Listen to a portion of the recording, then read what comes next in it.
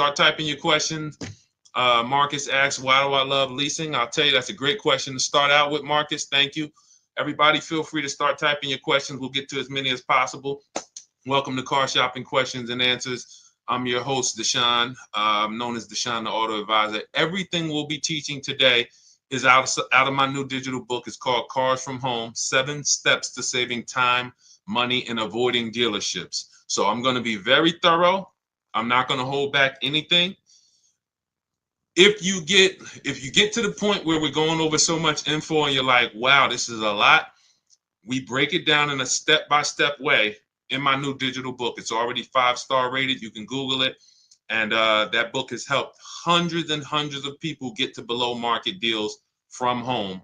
You can get a copy of it as part of our welcome offer. It's normally $97, but as part of our welcome offer, you can get it in our TikTok bio for 75% off, or in our Instagram bio, or we have a comment in the Facebook and the YouTube comments for you.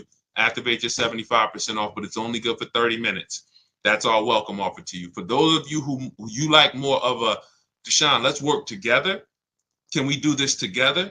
Then certainly you can click those same links and click Shop with Deshone. See if you qualify for our Done With You program, where you'll be, instead of reading, we have step-by-step videos, and then we have a Facebook community where you can ask all your questions.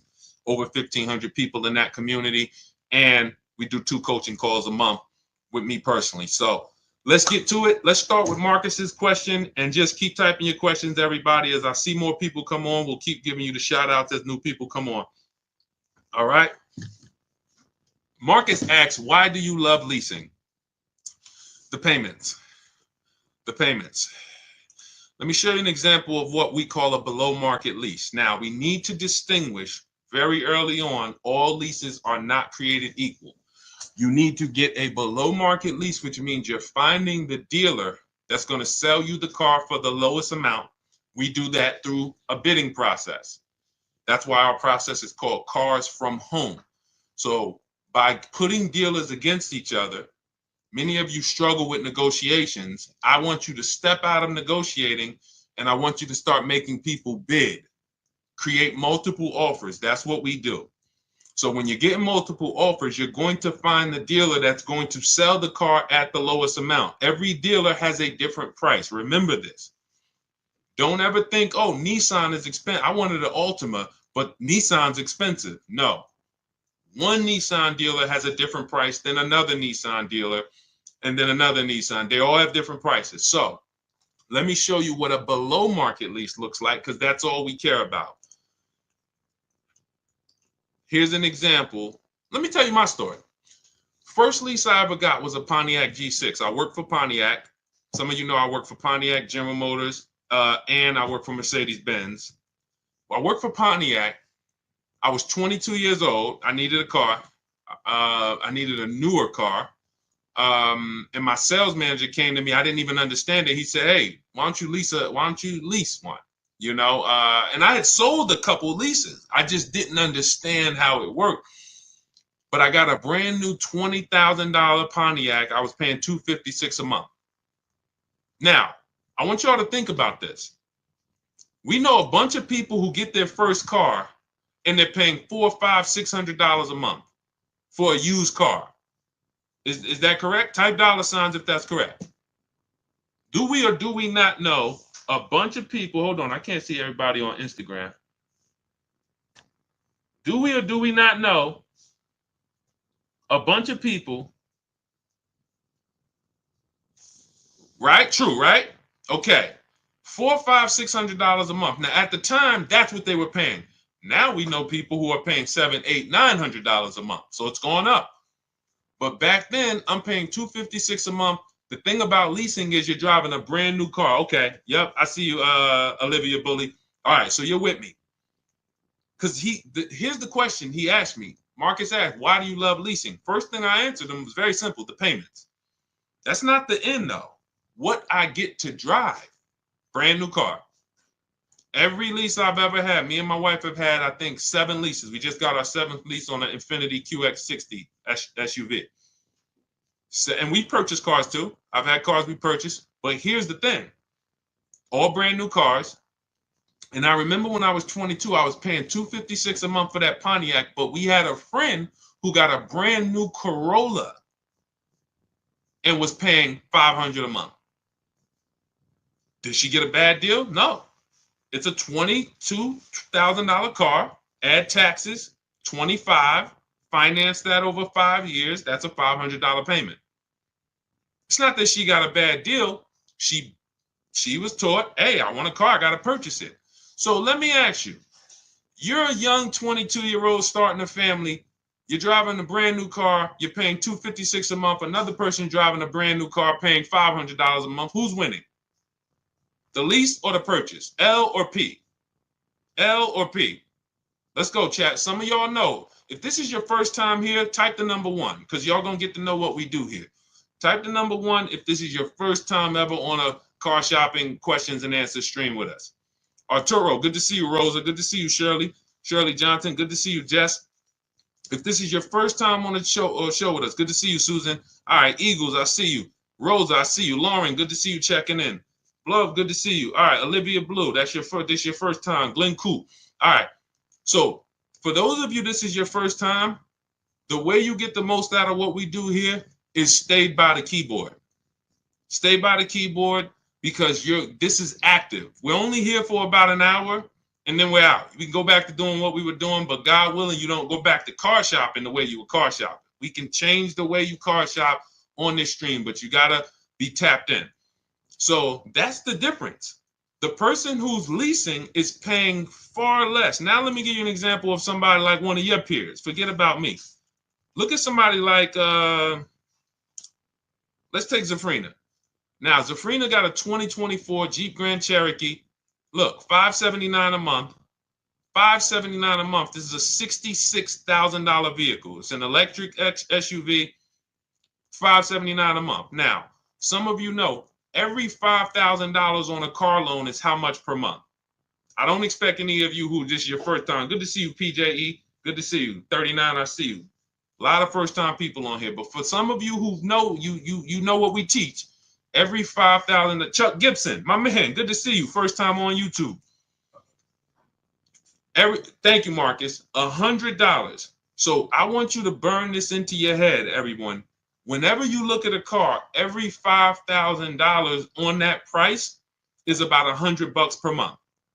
So when you look at a $20,000 car, and I want you to get used to associating the payment with the car without a down payment. Because if you go in like this, now you'll know how to control. No one can manipulate you.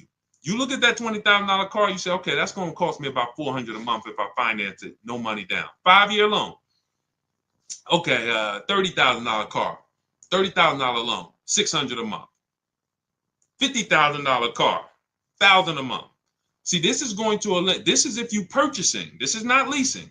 Those of you who are purchasing, you need to have this rule in your head. So when you go in, good to see you, Dame Presley, Christina Mendez, a lot of people on TikTok checking in.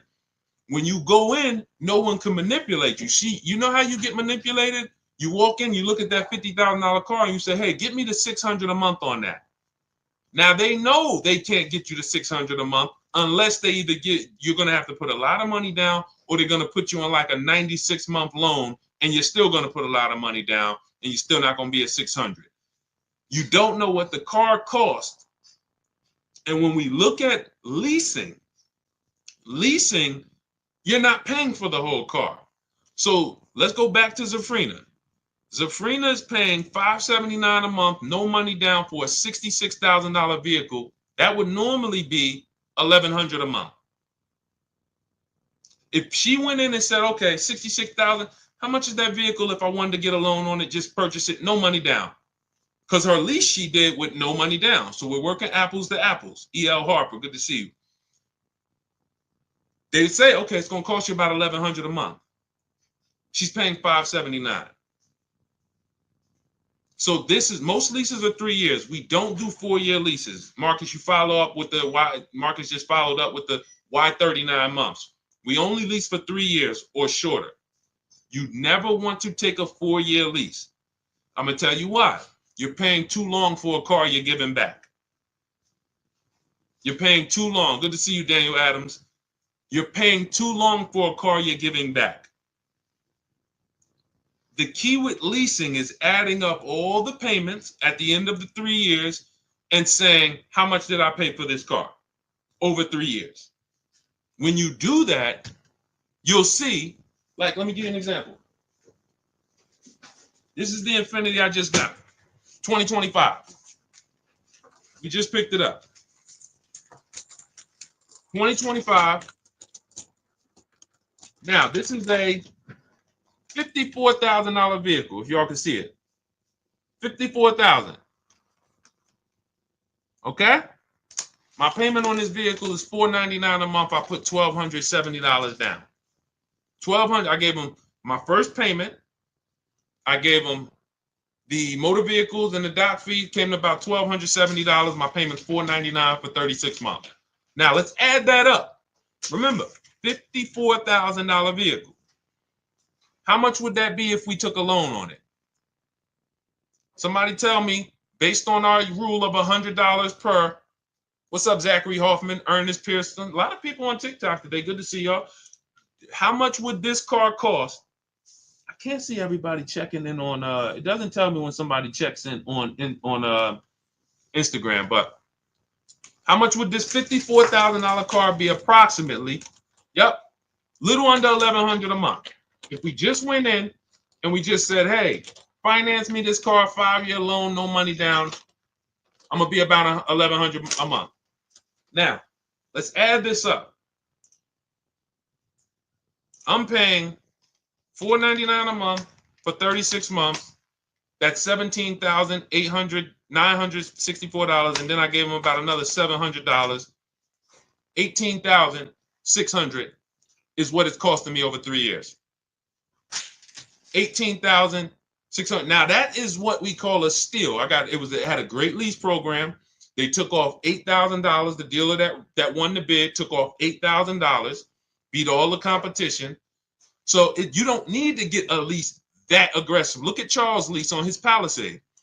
This is what we call a under 1% lease. But look at Charles' lease. Charles got a Palisade, 2024 Palisade.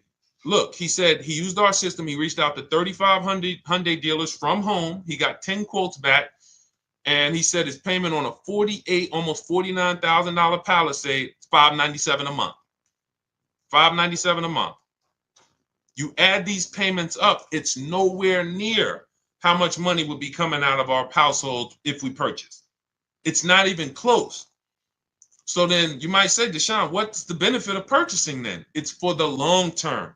That's why, everything I'm teaching is out of our 7-step Cars from Home system. It's the 7-step system in my new digital book, Cars from Home.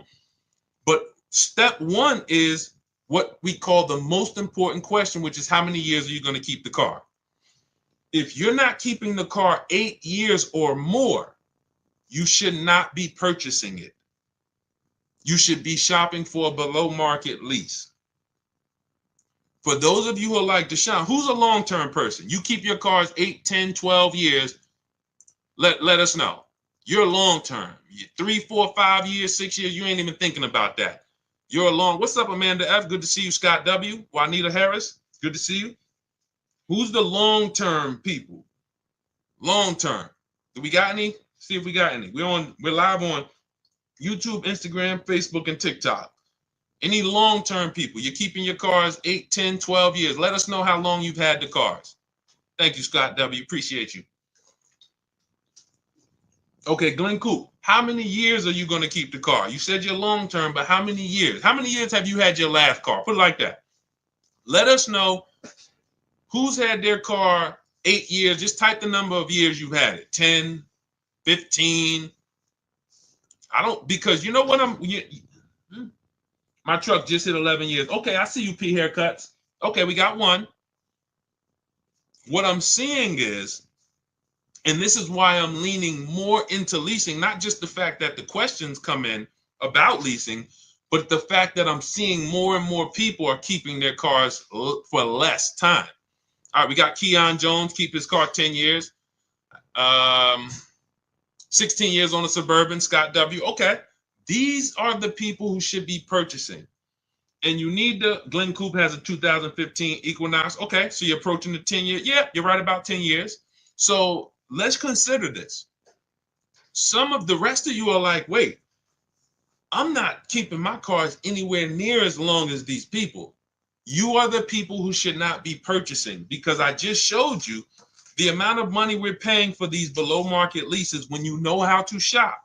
Now, if you're purchasing, you still need to get below market deals, because dealers are lying to y'all. 8 out of 10 dealers are still telling, hey, there's limited inventory and all of this, and this is why you need to pay these high prices. It's just a matter of you not knowing how to shop. That's what the Cars from Home system will teach you how to do. Make people bid, look at multiple offers. You still need to get below market deals. But if you are not keeping the car at least 8 years, you cannot win with a purchase.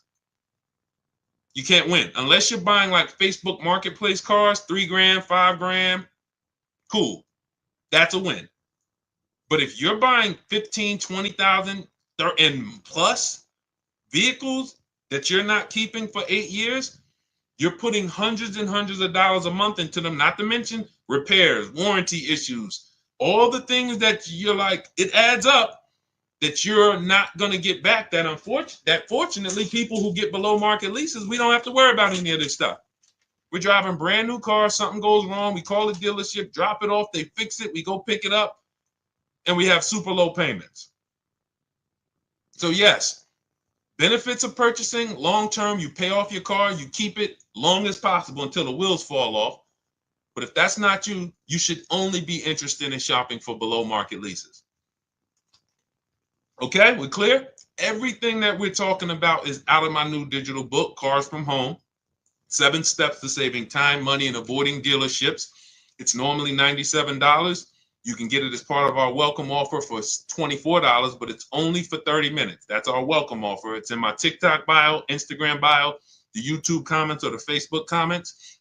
And you can activate that. It'll be in your inbox by the time we end the stream, and you'll have everything we teach about how to get below market leases, new cars, purchases, how to get below market loans, high mileage driving strategies, bad credit. What do you do when you have bad credit? How does this plan change with bad credit?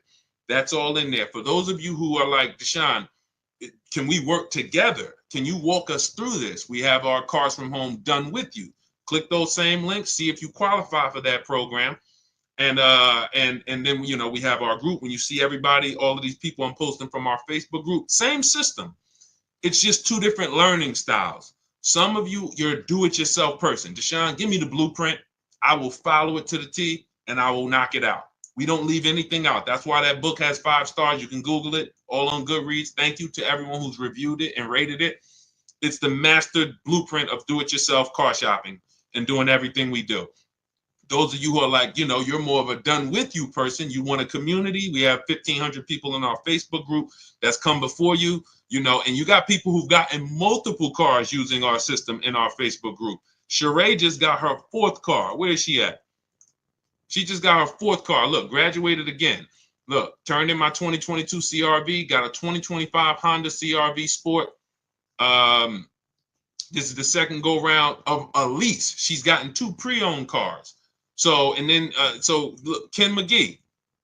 These are people who came in just like you, didn't know anything about shopping from home, and they just assumed based on what I was saying that we could lead them to success. And they came in, they followed a predictable system, and look, I graduated $585 monthly payment, no down payment, $49,000 Nissan Murano Platinum, almost $50,000 vehicle. He's paying $585 a month. There's people right now paying almost $1,000 a month for that same vehicle. $900 if they took a long loan, $800 if they took a 96-month loan. He's paying half of that. So this is about financial literacy with cars. So you can see if you qualify for our Done With You program. Let's keep the questions coming. And let's go. We got a lot of people on here. I want to make sure we get to as many as possible. What's a normal interest rate for a solo guy credit 700? It's a great question. We can't feel for the bottom with interest rates. No matter what interest rate you get, if you leave the dealership and someone was to ask, do you think you got the best interest rate? you're going to say, no, I don't know. I hope I did. That's why we use a strategy called the bank bidding war. Everything we do is a bid. The one thing that eliminates buyer's remorse is bidding. Why do you think we can buy a TV on Amazon in 10 minutes and not regret it? It's because we're seeing enough of the market. You go to on Amazon, then you pop over to Walmart, then you pop over to this, and you see in 10 minutes, you see, all right, this is the best price, right? Right? Type right if you understand that. Type right if you could. See, these are principles. What's up, Jerry Eric? Good to see you. Susanna, Callie Craig. See, that's how we have price assurance. Price assurance and lack of buyer's remorse comes from multiple offers. It's simple. So in order for us to say, all right, how do we make sure we don't have buyer's remorse when it comes to our loan, or when it comes to our trade-in, or when it comes to the car we buy? We need to make sure we see enough offers to know that we got the best. And notice, dealers are going to try to keep you from getting more offers. That's why they think you need to be there to do business.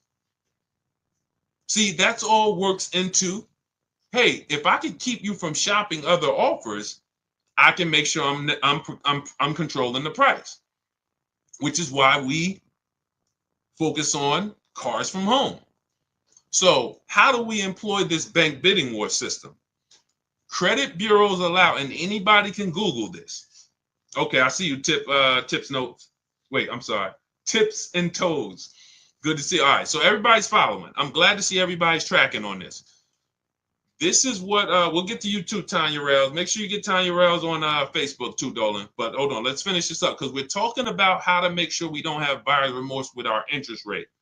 A lot of people don't know that the credit bureaus, the people who rate our credit and sell that score to people, they allow us to shop and have multiple banks and credit unions access our credit, but it has to be within a short period of time. It's called the rate window.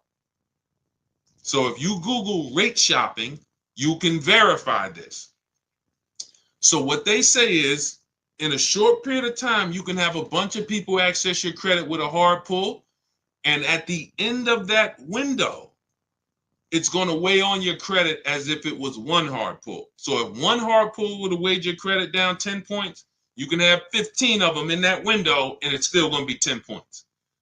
This is how we move, which is why we never do a pre-approval with a hard pull.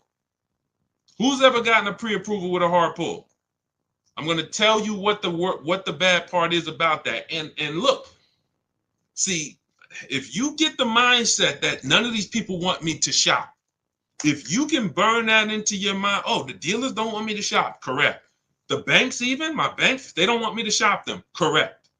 That is the mindset. So when you get the hard pull, it's going to drop your credit. But here's the bad part about the pre-approval, has an expiration on it. So they'll send you out with a pre-approval. Hey, Mr. Williams, good news. Hey, Haley, let's use Haley. She just jumped on. Haley, we'll give you the pre-approval, but it's a hard pull and it's only good for 30 days. So now you're going out there and you're trying to find your car and like, hey, oh man, I got to find a car within 30 days. Because the last thing we want to do is not find a car, and what happens? We got to run our credit again. So we literally have the bank who's supposed to be helping us, hurting us, which is why we don't do any pre-approval with a hard pull ever. Ever. We are not going to limit ourselves and force ourselves into this rush shopping. One thing you're going to learn as you use the cars from home system is we don't rush shop.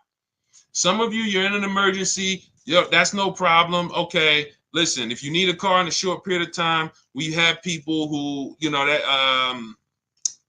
Ansley got a 1% lease. When he got his car, he came in, he used our system. Our system is designed to go through in seven days. You can get your car in 7 days below market deal. That's not a problem.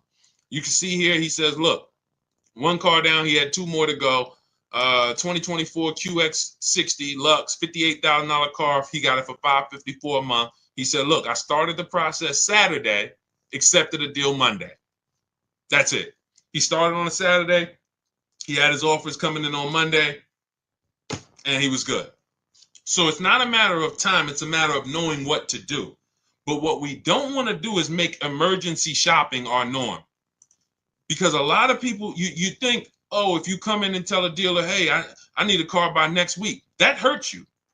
We don't want to be emergency shopping all the time. You want to be in a position where you can say to a dealer, hey, yeah, I can make a deal today for sure, but I don't need to make a deal until, 3 months from now. Your ability to say no is leverage. So we don't want to continue to always be emergency shopping all the time. And with our system, you won't be. Some of you, you're emergency shopping because you have so much anxiety, you just wait and put it off. And next thing you know, it's like, oh man, now I need a car. And now you're going in and this is all working against you.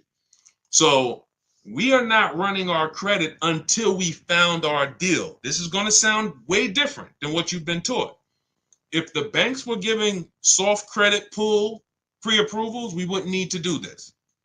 But they're not. Because they're trying to lock us in, they're no longer doing these soft credit pull pre-approvals. If you can find one, if your bank does it, that's what you want to do. Soft credit pull pre-approval. Tell me around about what you think my interest rate would be, and then let me go shop. Now, if your bank or credit union does that, that's the move. Once you do, in our system, we have a calculator that we do. We use the average interest rate. We put it in the calculator so we can budget, because the only purpose of a pre-approval is to budget. That's the only purpose.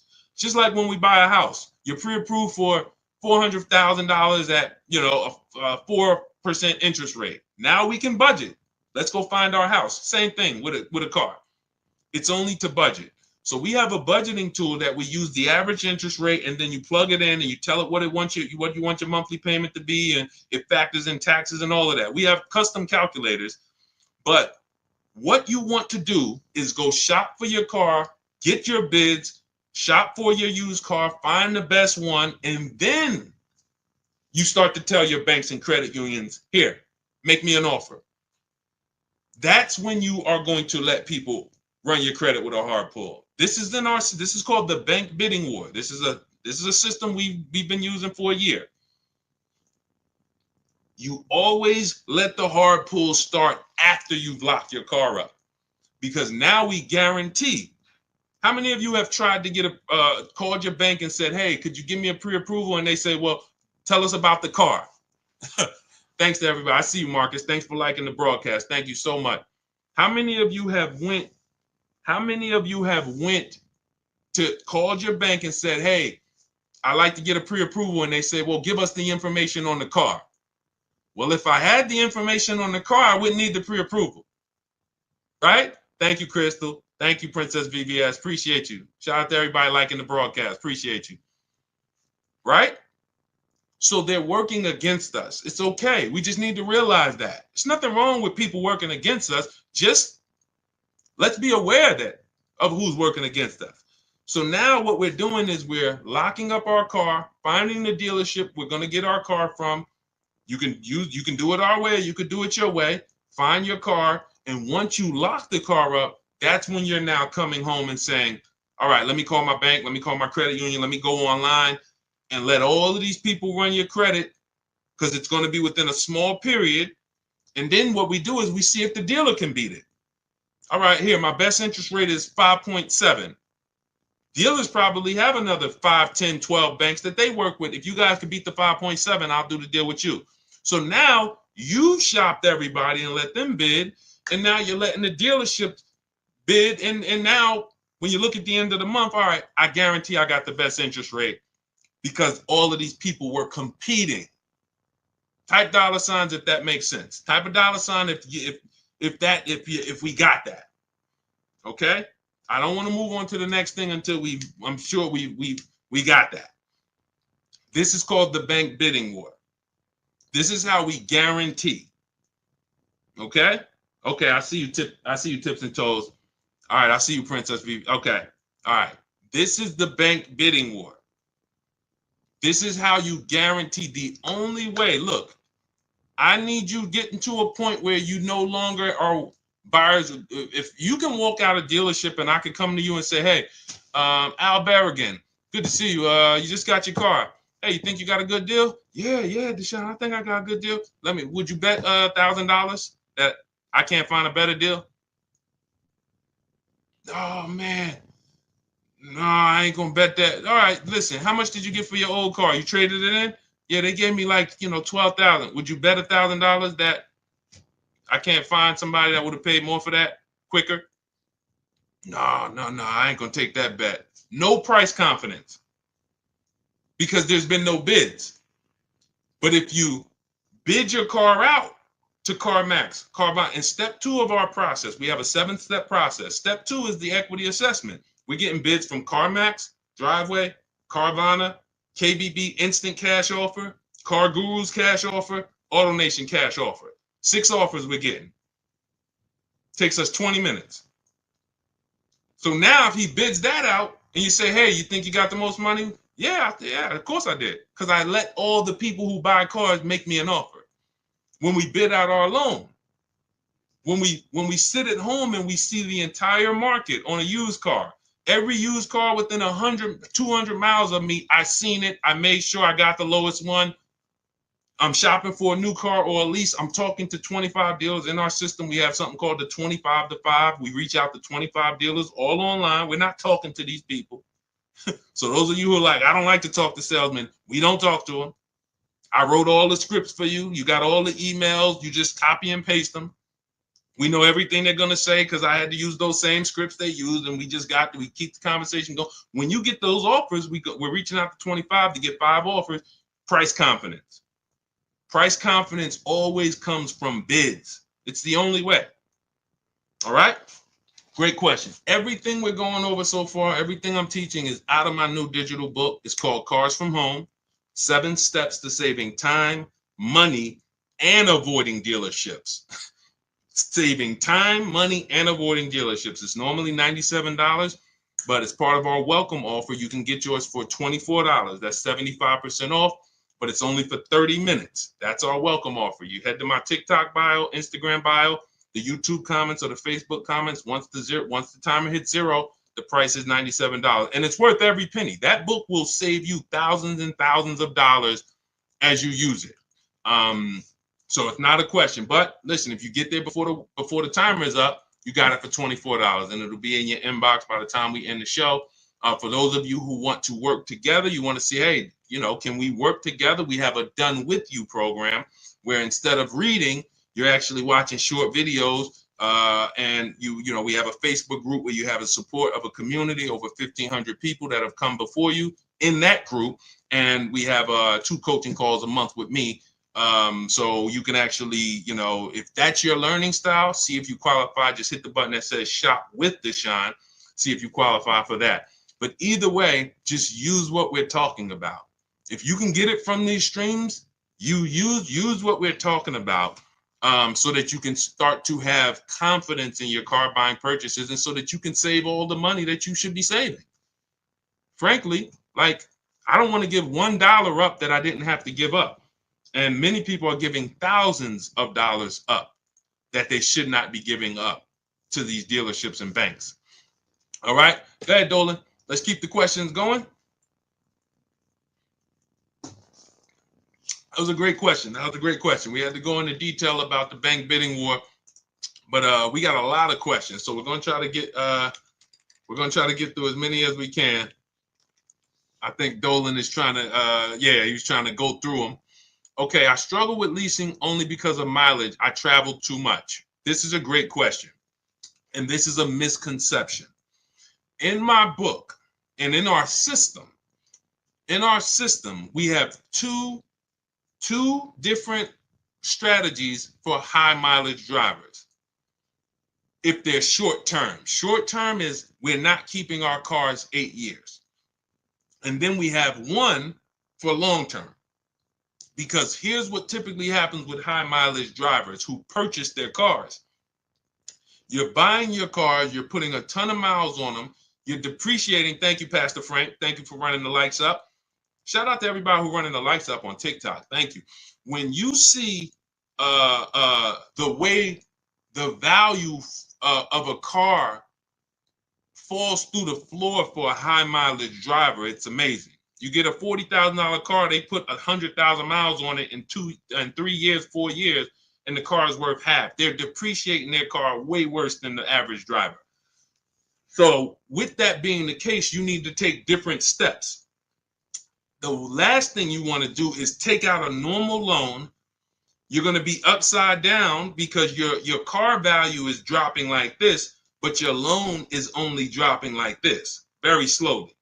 So you typically in 3-4 years end up with a car that's almost, that's really lost a ton of value while your loan is still ridiculously high. You're $10,000, $15,000, $20,000 upside down. We don't want to do this anymore. First person that came in that showed me about a high mileage lease was when I was a manager at Hyundai. I was a manager at Hyundai and I had never saw, I remember this guy came in and I was helping him ground his lease. And he had a Hyundai Sonata at the time. And I saw it had 72,000 miles on it. And I was like, you leased this? He said, yeah, I always lease. He said, I'm in sales. I'm on the road all the time. I used to buy these cars and I just would always be putting a ton of money into them. I would always have to put big down payments down, all the negative equity, all the stuff that I knew I was witnessing, but I didn't know how to solve it and coach my and advise my clients through it. So I just thought, okay, hey, you drive too much to lease. I never even would talk to people about it. This was before I went to I had been with Mercedes for a couple years, but I had just never had this experience. So because I left Mercedes, I went to become a manager at Hyundai. I hated that dealership. And then I went back to Mercedes as a salesperson. But I saw what his payment was. His payment wasn't, let's say a normal payment on a Sonata at that time, a good deal was, $300 a month. His payment was only like $175 more. It wasn't double. He wasn't paying $1,000 a month. He was paying like $5,000. And he's driving 25,000 miles. So he's paying an extra $200 a month, call it, and he can drive as much as he wants to drive. Brings the car home, he ain't got to worry about nothing else, drops the car off, not worried about negative equity, nothing. And from then on, that's when I started advising my clients about high mileage leases. Most leases can be built up to 30,000 miles. So if I would have, for example, I got a 12,000 mile a year lease on this Infiniti that I got. I'm paying $499. If I would have gotten a 25,000 mile a year lease, I probably, instead of $500 a month, I probably would be paying $700 a month. But I'm driving 25,000 miles. $700 a month. I'm still way below what a person who purchases the vehicle, depreciates the heck out of it, and then goes to replace it is going to lose. So that's one strategy, the high mileage lease. And the other strategy is something I call 2 cars, 1 payment. Those of you who have a good car already that you're purchasing, pay it off. Pay it off. You might have been putting 20,000 miles a year on it. If let's say I got a nice car and I'm like, all right, I drive all this miles. Let me think about what I'm going to get next. I would keep that car and I'm going to go pay that car off and then I'm going to lease me a nice car. Because everybody doesn't always want to put the mileage on a nice car that they're going to lease, a brand new one. So they got their mileage car. So I got my paid off mileage car. I no longer need to drive 20,000 on this every year. I might drive 10 on this and then lease and put 10 on that. I only got 1 payment because this one's paid off. So I got my nice brand new lease and I got my mileage car. And I'm going to drive the mileage car until it doesn't drive. Good to see you, Vibe with Tamika. Good to see you checking in. Cody, good to see you. Candace. So this is this is strategy. In our system is tons of strategy depending on who you are. But if you now look, let me just tell you this. You might say, Deshone, I keep my cars 8-10 years. This is the same question we're talking about because we spent the early part of the stream talking about leasing, and we had a question. We also talked about shopping for interest rates. but then a person said they struggle with leasing because they think they drive too much. But at the end of the day, what you got to understand is it goes back to rule number one, which is the first step in our process, is how many years are you keeping the vehicle? If your question is more than 8, thank you, Vibe with Tamika. Shout out to the sharers. If your answer is more than 8, you don't need to lease. Doesn't matter how much you drive. Leasing is for people not keeping their cars 8 years. Does not matter how much you drive. If you're going to keep the car 8, 10 years, put 20,000 miles on it. Just go find a car that is capable and quality and goes the long run. I'll buy a car if I was, 20,000 miles a year, 25,000 miles a year, put 200,000, 300,000 miles on it, and just replace the car after a while. I get up one day, the car is not going to start. Man, it got 300,000 miles on it. I'll go get me another one. No reason to lease. But if you're not keeping 8 years, you should not be shopping for a purchase. Below market purchases, below market leases. Below market purchases are for people keeping 8 years or more. Below market leases are people not keeping 8 years. Very simple rule. And it's a rule. People who are in cars from home, the people who use our system, the people who learn from us, they know this is a rule. We don't break it. We don't break it. All right. Niche, good to see you checking in. Alex Kuya, good to see you. Call me Meister, good to see you. A lot of people checking in today on TikTok. All right, let's go. Let's get a couple more in. We got some more time. Let's get to as many more as we can. Type your questions. We will try to get to as many more. Let's not forget Tanya. Oh, wait a minute. Tanya, what about the extra mileage you made go over? Okay, hold on, Dolan.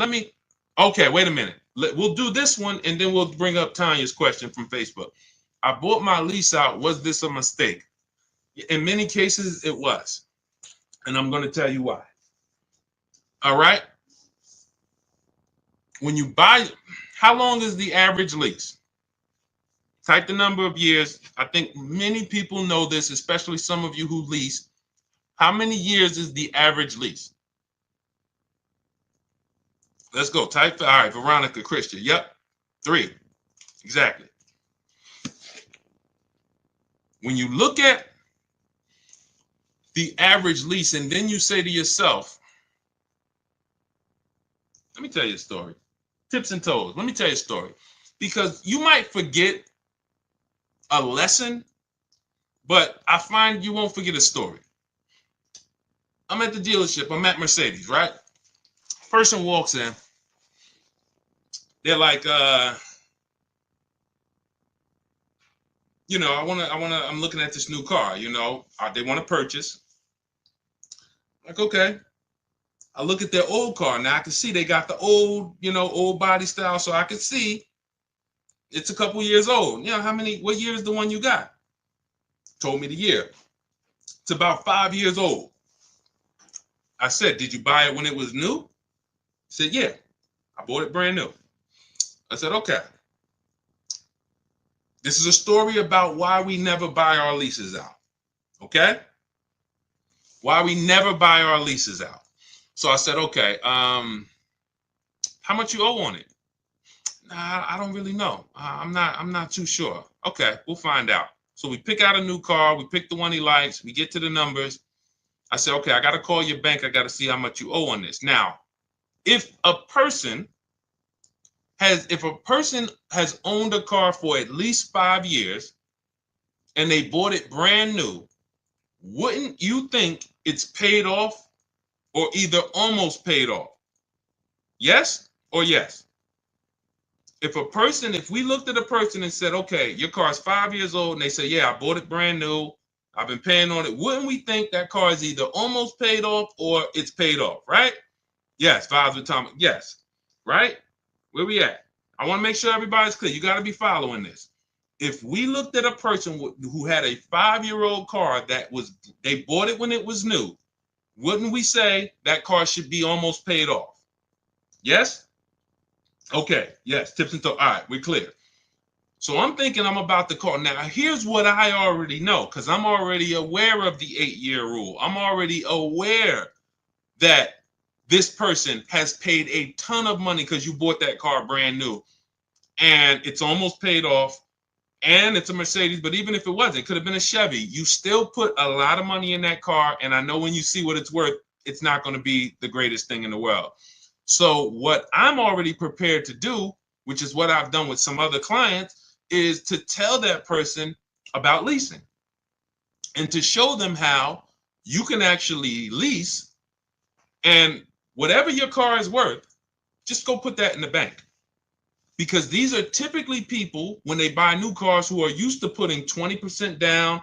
They're used to, 10 grand down, 12. They're used to that. They're used to whatever their old car is worth, rolling it over into the new transaction. They're not used to saying, wait, so you're telling me I could lease the brand new car that I want. I don't really have to put much down. And if my car is worth 15 grand, what do I do with that? Yeah, you just put that in your bank. Really? So I'm prepared to deliver this information. So I talked to the used car manager. Let's say the used car manager says, okay, the car is worth about, 18,000 because it was a Mercedes. So I call the bank. Hey, I'm calling for Mr. Jones. We'd like to find out his payoff.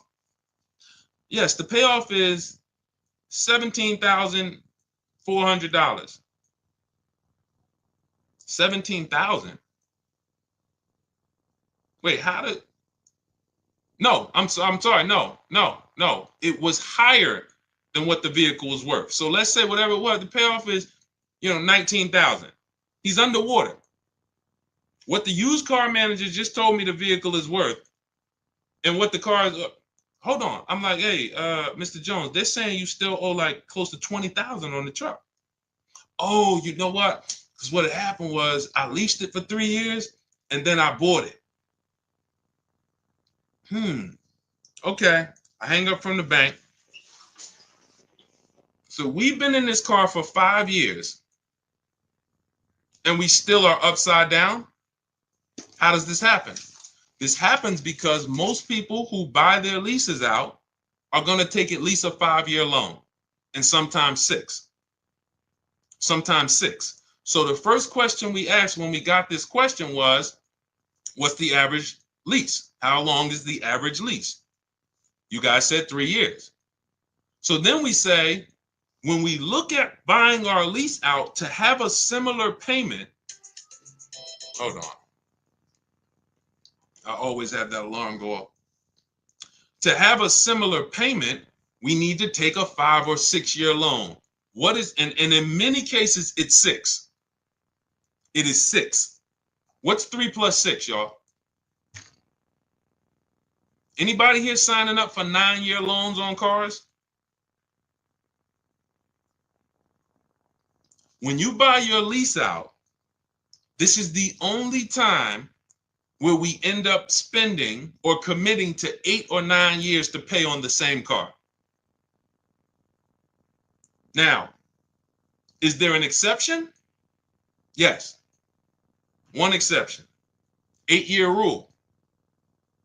How does the 8-year rule go back into this? Because that's always the first question. See, when you buy your lease out, it's a transaction. I want you to look at it as all I'm doing is buying a car, but it's a used car, but it's my car. When you buy your lease out, all you did was buy a used car. That's it. But it's your car.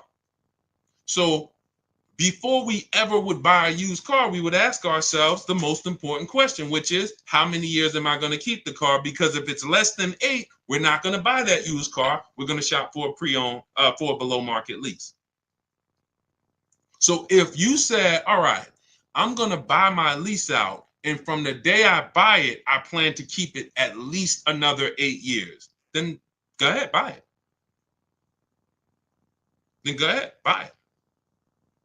That's the exception. But you would have to be saying, all right, I leased it for 3, and then I'm going to keep it for another 8, which means I'm going to keep this car 11 years, or it does not make sense to pay 8 or 9 years on it. And mind you, when you look back and say, I kept it 11, hopefully it's longer, because to pay on a car for 8 or 9 years, you want to at least enjoy 3 or 4 or 5 years with no payments. Because again, all this money you shelled out, you could have just been leasing anyway and paying less and driving better cars. That's why the 8-year rule is what it is. That's why, you know, when you guys look, everything we're talking about is out in my new digital book, Cars from Home, 7 Steps to Saving Time, Money, and Avoiding Dealerships. If you focus on not skipping step 1 ever, step 1 is what we call the most important question. Before you do anything, you ask yourself, how many years am I keeping this next car? Hey, I want to buy my lease out. How many years am I going to keep it? 8? All right, let me buy it. Thanks, Melissa McGrady. Appreciate you. Shout out to everybody running the lights out. It's always the 8-year rule because depreciation is what's killing us on cars when we purchase them. So that's the exception. That's the only time. It's not like, oh, I'm paying cash for it, Deshone. Does it make sense? Doesn't matter. The depreciation of the vehicle in the short term is going to wipe you out compared to getting a below market lease. And let me tell you, let me show you Jen, because Jen no, it wasn't Jen. It was, she did exactly what I just explained when I was telling you guys how I would, people who, some of you, you're going to do this. You've been taught to purchase all your life. You've never leased. You really never understood leasing other than what, you know, you may have heard about it. Let me put this down. Hold on. That's not the one I want to show you. And what happens is you're like, well, Deshone, my next car is going to be a lease thing.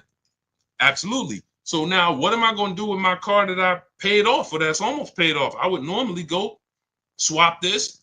Here's what you're going to do. You're going to do like what, where's she at? Hold on. This is a good one. Here we go. Melissa. All right, so Melissa, she took possession of a 2025 Honda Pilot EXL.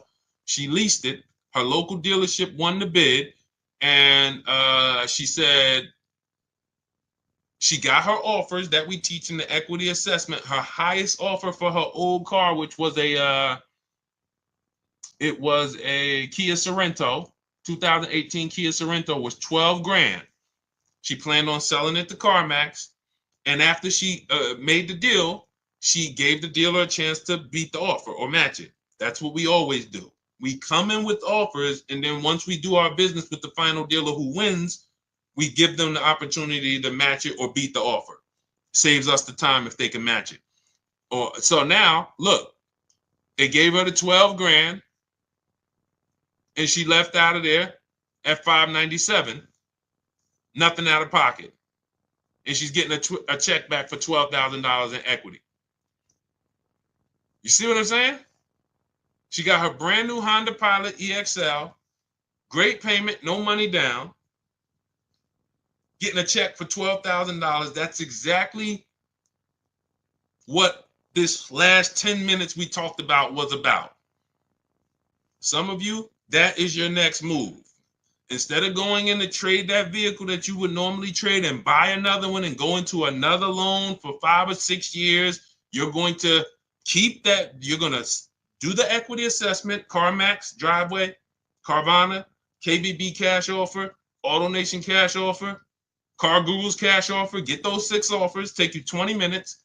That's going to tell you what your car is worth. And then you're going to prepare to sell to them. That's step 2 in our process. But now before we can sell to them, we're going to move into shopping for our replacement car. Once we get our bids and find the dealer who's going to win the bid, now we go in. Hey, I'm getting a car from you. Hey, I'm going to sell my car to Carvana. Can you match it? I'll sell it to you.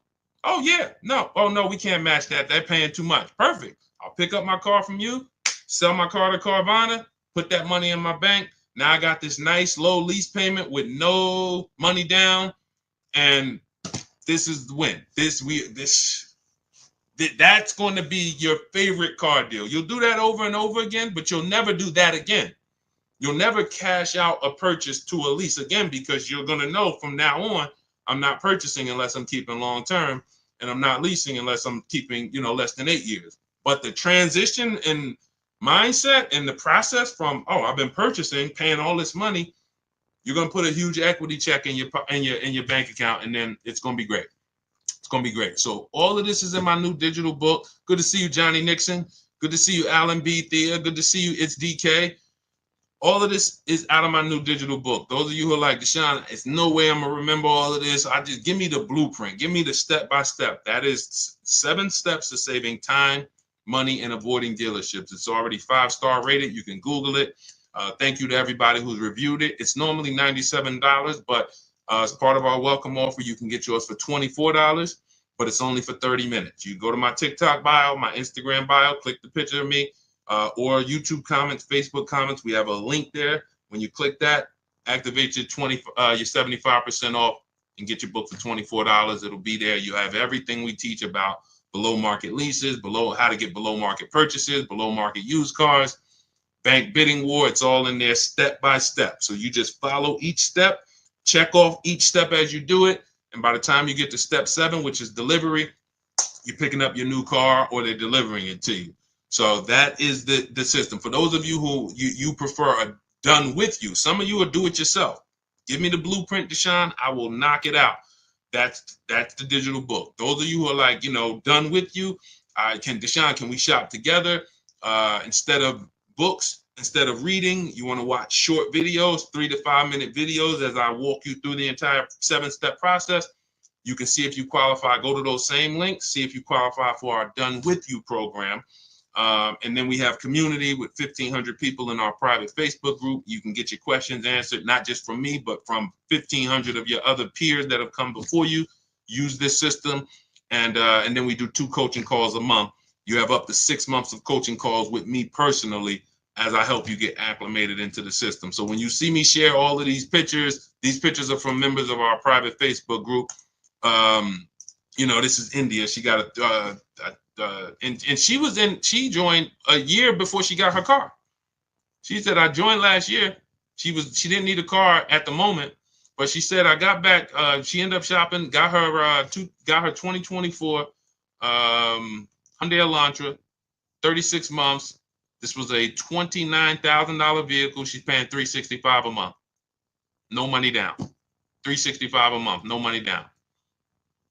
This is what it's about. They're not me. I'm sure all of you know that I can do this. The reason why I showed them is because this is you. They were on broadcast just like you and followed a simple system, strategic system, and these are the results. All right, let's go. All right, Liam McCall, thank you so much. Enjoy it. Use it. Use it like the biggest weapon in your tool belt. Stay on steps. Don't jump ahead. Don't think, hey, I noticed Deshone didn't talk about that. You'll notice that I ordered things in a particular way. It's for a reason. Well, I normally do this up front. Well, leave your goal, leave your strategy in the background. That's why it's about unlearning. Unlearn, relearn. Unlearn everything you were taught about car buying and come in and just follow each step. And when you get to the goals, you'll be like, okay, I see. Oh, wow. All right. I see why we do that here and not back there early. Tanya Rawls, good to see you. Tanya Rawls, what about the extra mileage you may go over? My friend ended up paying an extra $3,600 for mileage. Now, this happens a lot. Who's heard of a case like Tanya's? Who's heard of a case where people leased, or maybe it was you, and you didn't get enough mileage, or they didn't get enough mileage, and they end up getting penalties? Who's heard of that? And they'll swear off leasing. See, that's what I'm gonna just buy it. And sometimes they buy the car. That's a bigger mistake. Oh, I went over mileage by 15,000 miles. I'm gonna just buy it. Horrible mistake. Financially, horrible. But here's what happens. In step 3 of our process, this is where we're structuring our deals. I have something in our lease strategy called choosing your mileage wisely, where you simply are accounting for how much you think you're going to drive. That is important. And then we're saying, okay, I'm going to drive 15,000 miles per year. I'm going to drive 14. I'm going to drive 12. That's what now, all of our lease offers, we always shop with 12,000 miles. We're always shopping our lease offers with 12,000 miles, only first payment due at signing, taxes and fees go into the payment. because that's how we judge our offers. You're going to learn that you can easily judge lease offers when you're not putting money down. When you have a dealer who says, all right, put $3,000 down, you're at $480 a month. Put $4,800 down, this other dealer says you're at $3,700 a month. This other dealer says put $2,200 down. No, all of you work with just first payment so that we're all working apples to apples. And that allows us to judge whether it's a 1% lease, where our payment is 1% of the MSRP or less, and then up to 1.5%. We haven't talked about the 1.5% rule. That's our threshold of when we're now overpaying for a lease. When you go over 1.5%, you're overpaying for the lease. It doesn't make financial sense to lease that vehicle. So what happens is people will know they don't drive 10,000 miles per year, but they're in a dealer and they're working a lease deal, and the dealer is like, hey, well, your lease payment's going to be $490 a month. And they're like, okay, well, I need to get to like 400. And they're like, well, you can't get there with the 12,000 miles. Or they know they drive 15. You can't get there with 15,000 miles. Okay, how much if I do the 10? Never ask these questions. These questions should never be asked. You drive 15,000 miles per year, right? Yeah. So why would you be considering a 10,000 mile a year lease? To save 40 bucks? To go from 10 to 12 is 20, 25 bucks. To go from 12 to 15 is 25, 30 bucks. So literally for a small amount of money, people are getting penalties, because when you build it into the lease early, you're paying 15 cents a mile or less. When you're penalized for it, you're paying 25 cents a mile. So let me give you an example of somebody. Look at Jen. Jen knew she needed 18,000 miles per year. Now, we always shop, as I said, with 12,000 miles. Where's Jen at? Her smiling face always sticks out. Here you go. All right. Now, Jen knew she needed 18,000. We always shop with 12, whether you need 10, whether you're doing a low mileage lease on an exotic car. I don't care if it's a McLaren. You might say, Deshone, I want to do the 5,000 mile a year lease. Okay. We're always shopping with 10. If you do 25,000 miles, we're always shopping with 12 rather. Once we shop with 12, we judge the deal. 1%, 1.25%, 1.5% to determine the value. Then we adjust to the mileage we need when we find the winning dealer. So you can see, she shopped her offers, $39,000 Honda CR-V hybrid, $512 a month she got. That ended up being a 1.3% lease. That shows the value is there. 1.3, great lease deal, but I need to adjust the mileage now. Now she tells the winning dealer, okay, perfect, I'm going to do business with you. Can you tell me what the payment is if I go from 12 to 18,000? She goes from 512 to 563 a month. That's it. Look, so excited to have my first lease ever. So look, this is what it's about. She paid $47 more and she's driving 18,000 miles a year. Now let's just do this math real quick, Tanya, so you can see where these people make mistakes and where we make sure we never do this. So now we just looked at Jen. Jen's paying $47 more times 36 months, $1,692. That's what it cost her over 3 years to drive all the mileage she needs, $1,692. Meanwhile, thank you, Mr. Lieber. Good to see you. Thanks for running the lights up. Meanwhile, if you look at somebody let's say Jen would have been doing what a lot of people do and said, well, I know I need 18, but thank you, Mr. Lieber. You sharing that. Thank you. I need 18, but I'm going to stay at the 512 payment. Now, instead of she still drives 18. That's 6,000 miles more per year, 6,000 miles. So over the course of 3 years, her lease, she's going to go over by 18,000 miles. And her penalty is going to be 25 cents per mile. $4,500. Type dollar signs if you understand. That's what people are doing. To avoid paying $1,600, they're paying a $4,500 penalty. So your friend could have literally probably paid $35 more per month, gotten all the mileage they needed, returned the lease, didn't have a penalty, went and leased their next vehicle, perfect. But instead, they settled for less mileage than they knew they needed. And now they got a $3,600 mileage penalty. That's why we have a section, choose your mileage wisely. That's what it's about. Okay? I'm glad everybody got that. So everything, listen, everything. If we ever share something and I'm talking about it, I'm like, okay, this isn't in my book, I'll let you know. If I'm ever like, hey, this isn't in our system, I will let you know.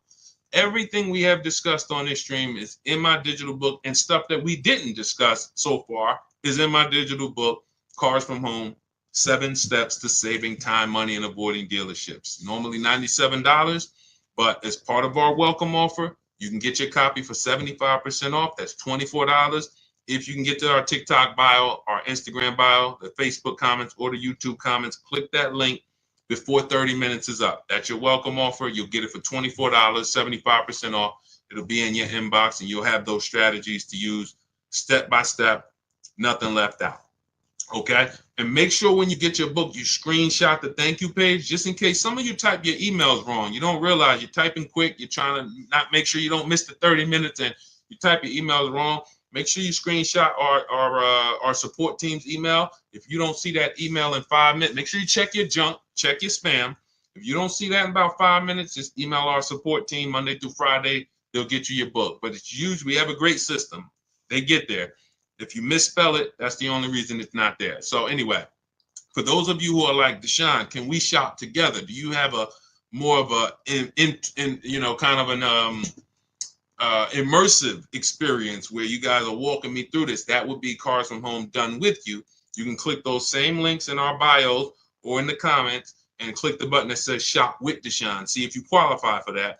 If you do, instead of reading, we're doing short videos, step by step, 3 to 5 minute videos. You can do them on your time, and they're designed to get you to where both systems are designed to get you there if you need a car in a week. So it's not a matter of time. If you need a car in a week, what you need to know is what to do exactly.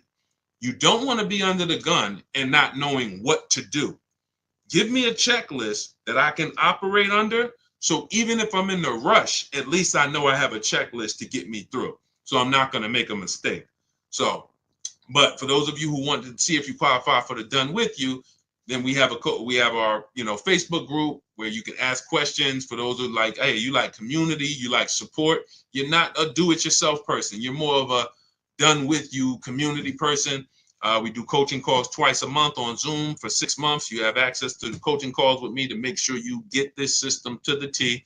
And either way, I don't care how you get it. I don't care if you get it with the done with you. I don't care if you get it from our book. I don't care if you get it from, if you got everything you needed from this stream, Deshone, I got what I needed. Go execute it. If you get it from our free social media videos, go execute it. We just want to make sure you are paying the least amount for these cars that you should be paying. Good to see you, Mark. Mark in Nashville. Shout out to you. Good to see you, Glennis Jensen. So this was a great show. We had a lot of great questions. We'll be back for another stream.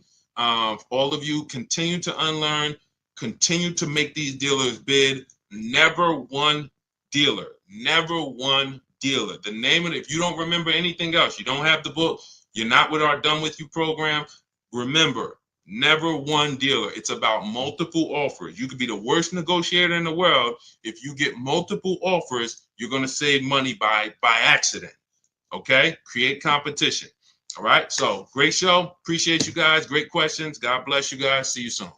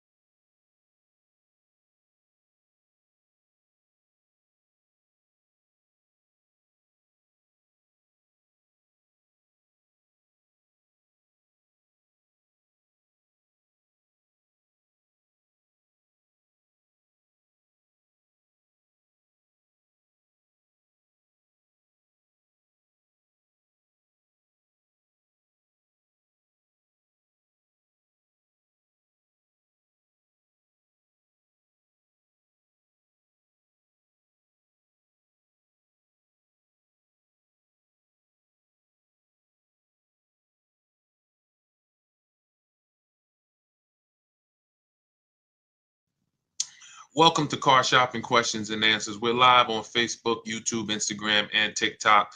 My name is Deshone. I'm known as Deshone, the Auto Advisor. And over the next hour, we're going to spend time getting your questions that you have about car shopping.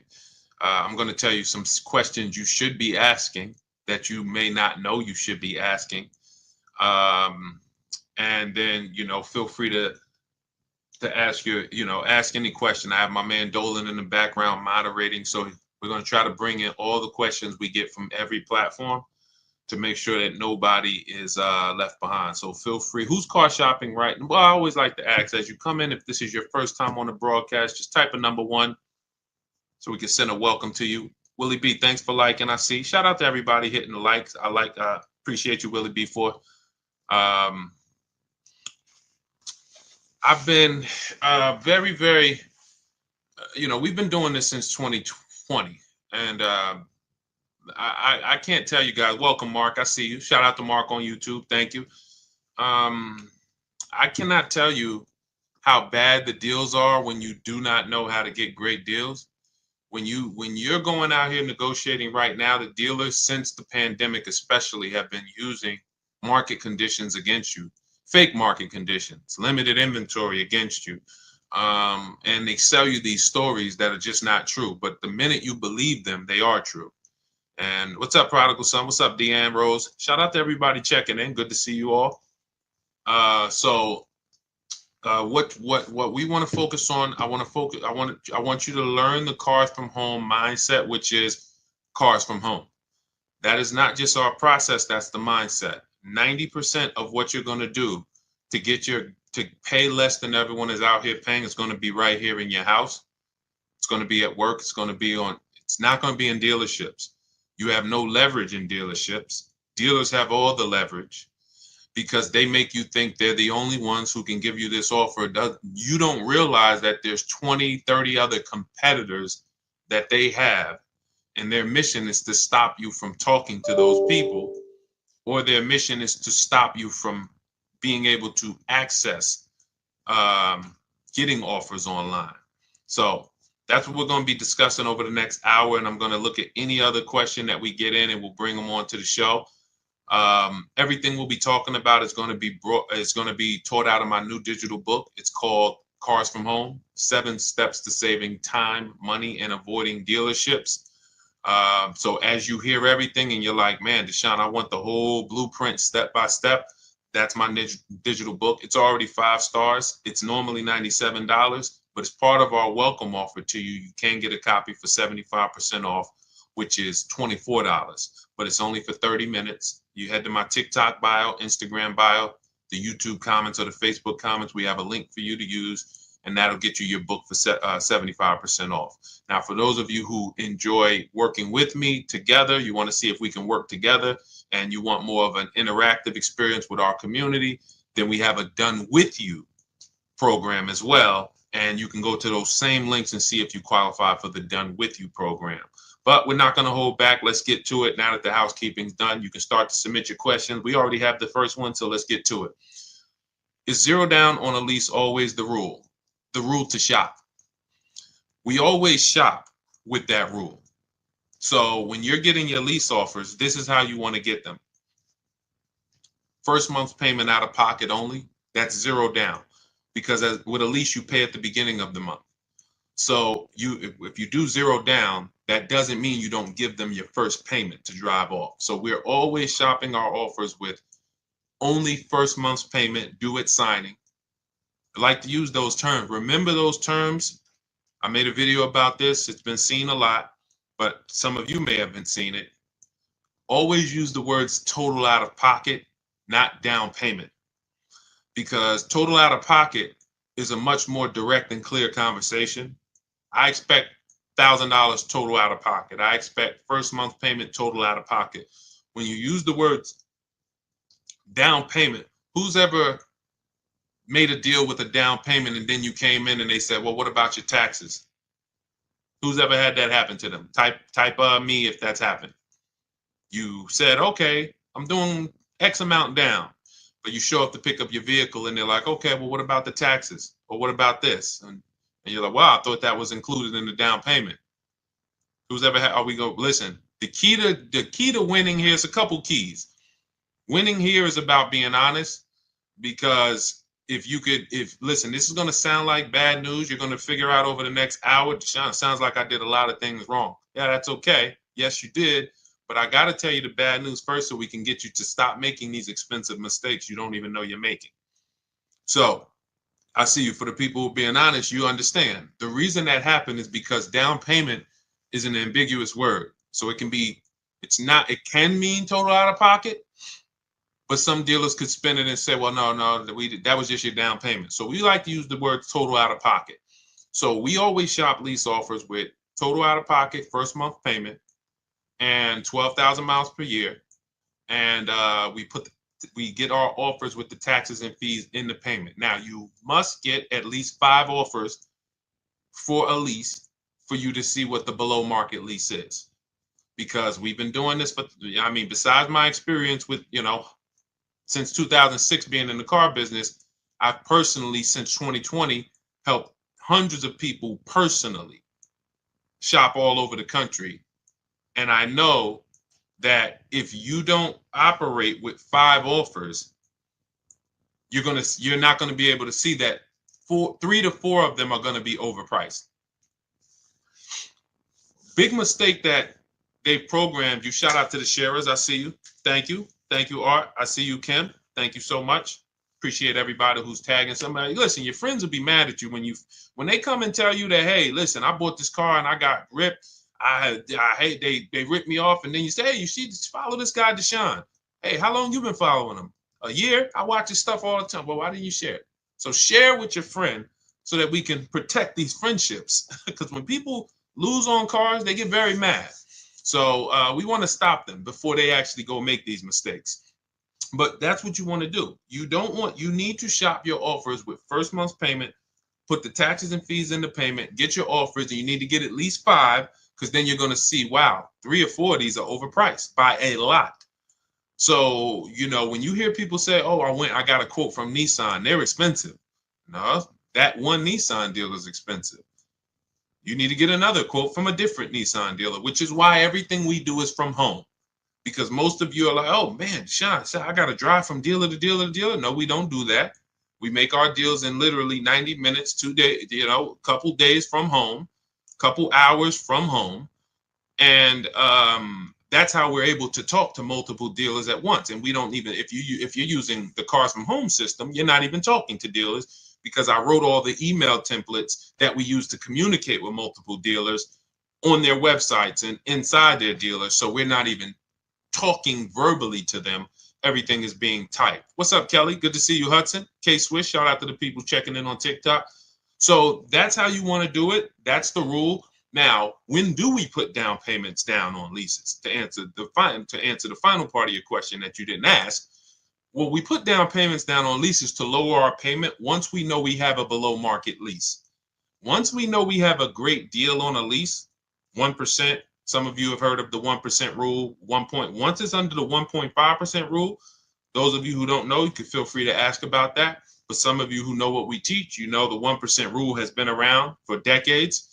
The 1.5% rule we created as a way to make sure you're not overpaying for your leases. So once you get your 5 offers, if it falls in that category and you're like, wow, great deal, but I want to lower my payment a little bit, that's when we put money down. See you, Greg. Thank you so much. Welcome, Samuel. That's when we put money down. So money down is, if you don't do it that way, what you're doing is you're trying to buy your deal. You're trying to say, oh man, I got a good payment, $399, $4,000 down. You bought your deal. That's not a deal, because when you take the down payment away and you look at what did I pay for this car, you're going to see, wow, okay, that actually was an overpayment. So that's why y'all notice when you're talking to dealers, what is the first question they ask when you start talking about the numbers? Don't they? How much can you put down? Right? Right or right? Stay by your keyboard, y'all. Come on. I see you, Vanny. I see you, Val. Stay by your keyboard. Let me go to my people on Instagram. Because in order for you to get the most out of what we're doing, you gotta stay engaged. The people who are going to get the most out of what we're doing, we're on 4 platforms right now live. I see you, Pam. Good to see you, Pam Erickson. I see you, Chief B, Instagram. You guys, the people who engage are going to get the most out of what we do. If you're sitting there and you got this playing in the background, that's not to say you can't get anything out of it. But for sure, yes, Devin, this is how you're going to get the most out of it.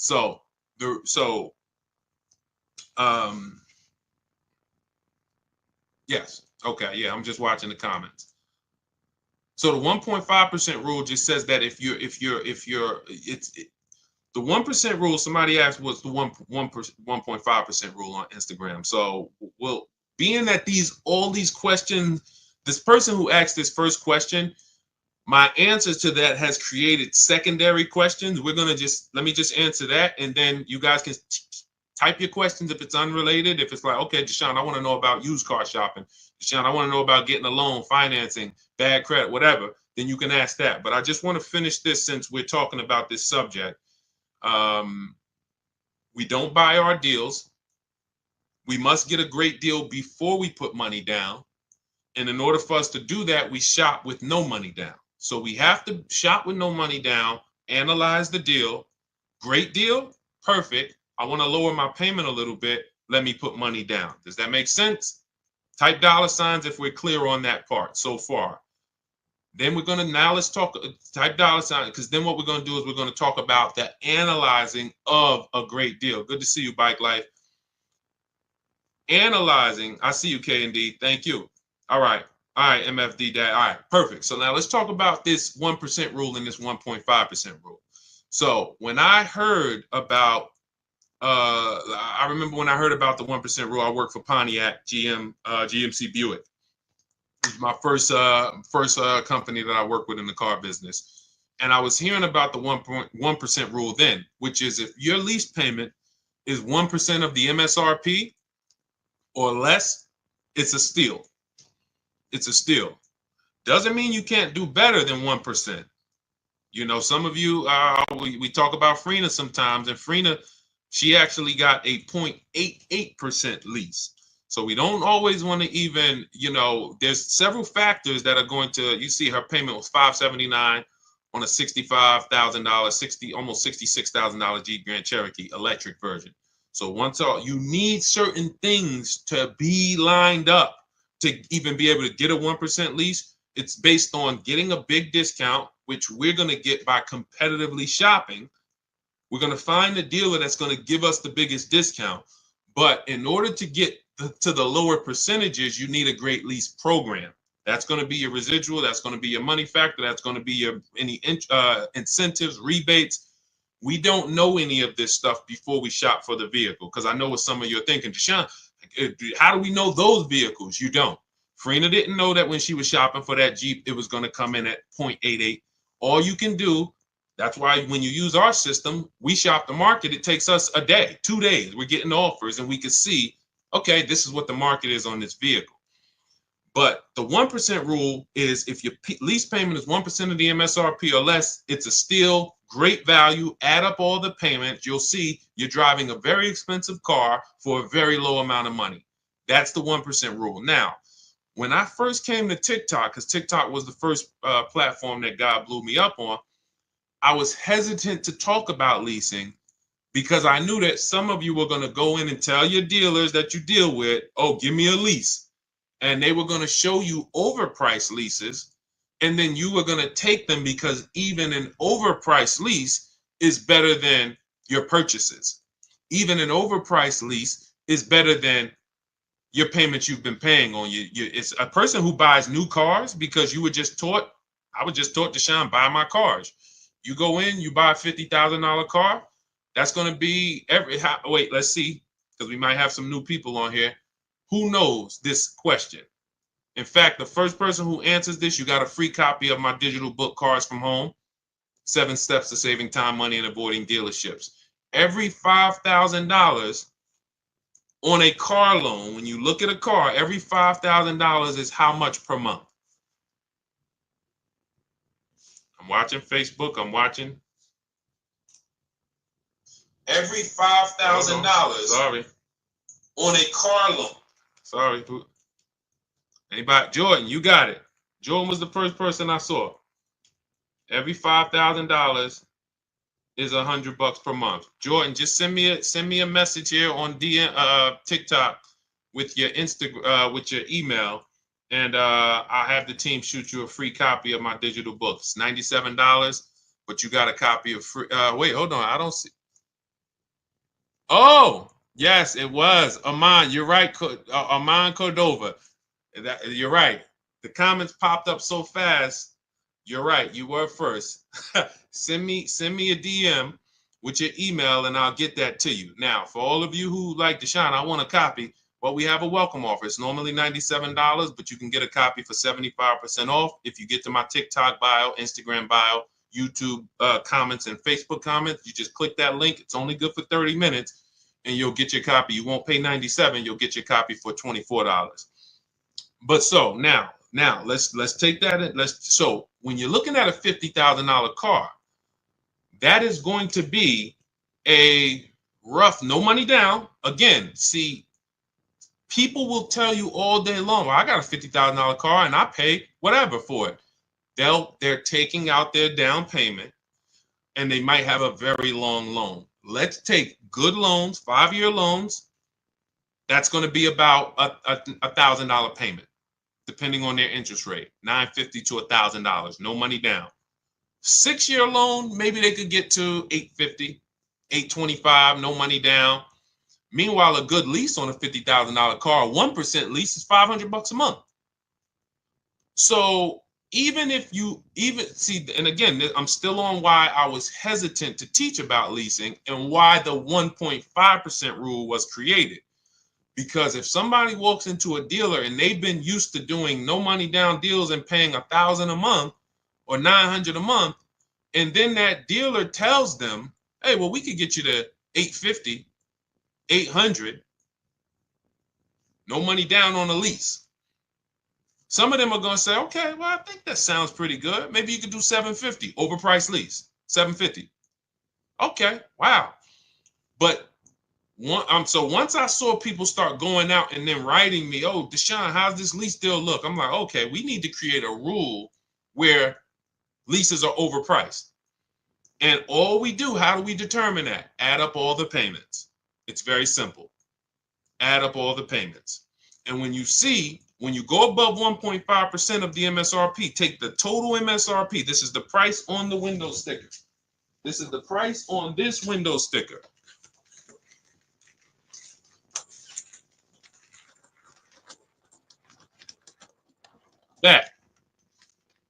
That you're taking this price right here, total MSRP. This is a vehicle that I just got. I just got this vehicle, 2025 QX60. I'm paying $499 a month, and I put $1,270 out of pocket. 1% lease. I didn't get it negotiating. It didn't take me battles with dealerships. I made the deal from right here, the same way I want you making deals.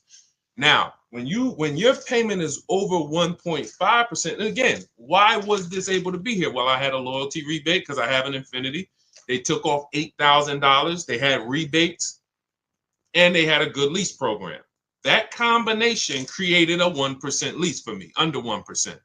Now, let's say a brand doesn't have as many rebates. All right, with a great deal, maybe 1.2, 1.3. Let's say a brand has more demand, less discounts. All right, 1.4, 1.5. But the minute you start paying over 1.5 for a lease, you're now paying too much money for a vehicle that you're giving back in 3 years. Makes no financial sense to do the deal. So that is where the 1.5% lease deal came from, the rule came from. And, so if that answers your question. Welcome everybody who just jumped on. I see the people are starting to come in. Keep typing your questions, Dolan. We could bring the next one in because I see a lot of questions coming in. So let's keep this thing moving fast as possible. We don't worry about money factor and residual. That doesn't matter. You can't control those things. So the way you can, again, we're getting follow-up questions. Keep that question up. Somebody has a question about purchasing with bad credit. But what the reason why you don't worry about those things is because you can't control them. You can't control if a dealer's marking up the money factor. See, again, all of this is revealed by multiple offers. If you come into my dealership when I was there, if you worked, I worked at Mercedes. If you come in, okay, Deshone, what's the money factor? All right, it's 0.00270. How do you know if that's true or not? You don't. You can't go shop me against your bank. You can't go say, well, I'm going to use my bank to get the lease. You can't. So there's no point in you worrying about things you can't control. The residual value, I don't care about that. What I care about is multiple offers from multiple dealerships from home. Where is my best offer going to be? 1%, 1.2, 1.4 out of all the dealers. And you've done it right. This is what I teach all my people. You've done it right when you have a range of offers. You should have a range of offers.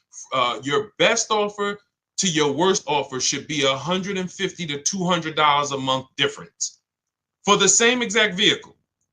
Same exact vehicle. You should be able to see, wow, the best dealer is like $505 a month, and the worst dealer is talking about $700 a month. That means you've done it right, because 4 out of 5 are going to be overpriced. But everyone I teach who've gotten deals, when you look at, some of you on TikTok, you can't see this, but if you watch the replay on Facebook or Instagram, you'll see a bunch of people that we share all the time in my groups. They send me their deals, and we can see, look, 1%, 1050 a month. Somebody just got a Yukon XL.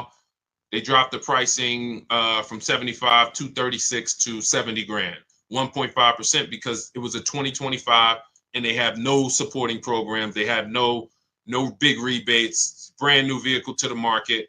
Then you have 585, 1.1. This is a $49,000, almost $50,000 2024 Nissan Murano Platinum, 585 a month. Ken got right around the holidays, 1.1% of the MSRP.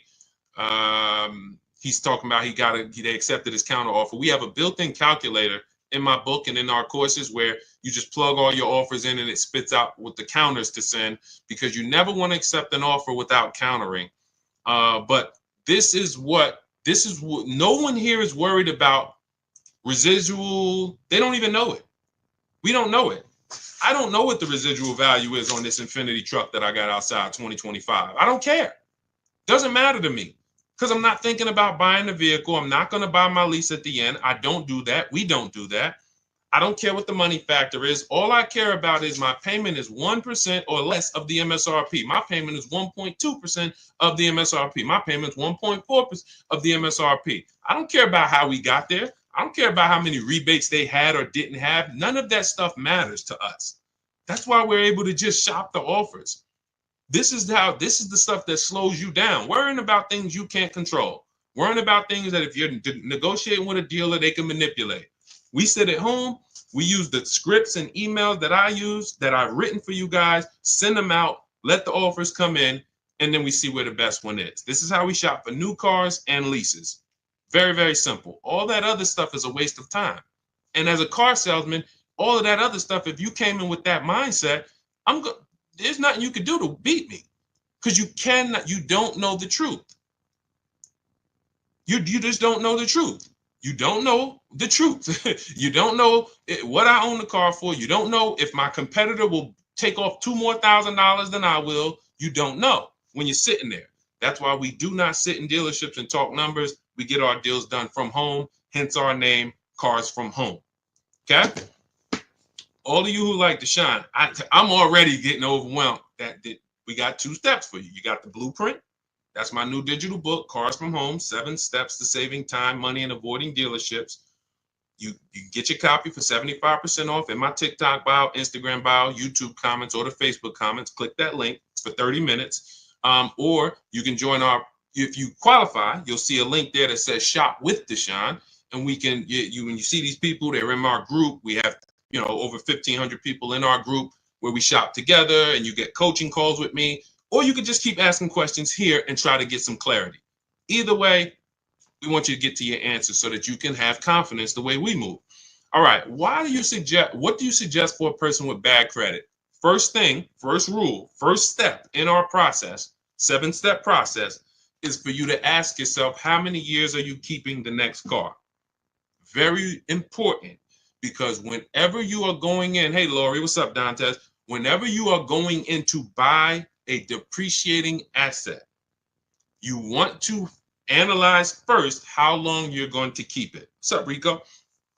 The minute you don't take this into consideration, you have not dealt with the most important aspect of getting depreciating assets. At some point, this thing's going to stop depreciating like this. And what a lot of people do is they buy these depreciating assets, pay them off with a 5 or 6 year loan, if they even pay them off. Some of them even you trade them before you even paid it off. And then you go and you start a whole nother loan on a new depreciating asset right before it would have slowed down in its depreciation. What does that mean? Who has a car in their driveway right now who they've had it for more than 10 years? What's up, Chucks? Vanny, good to see you. We got a lot of questions coming in today. All right, I'm going to try to talk fast.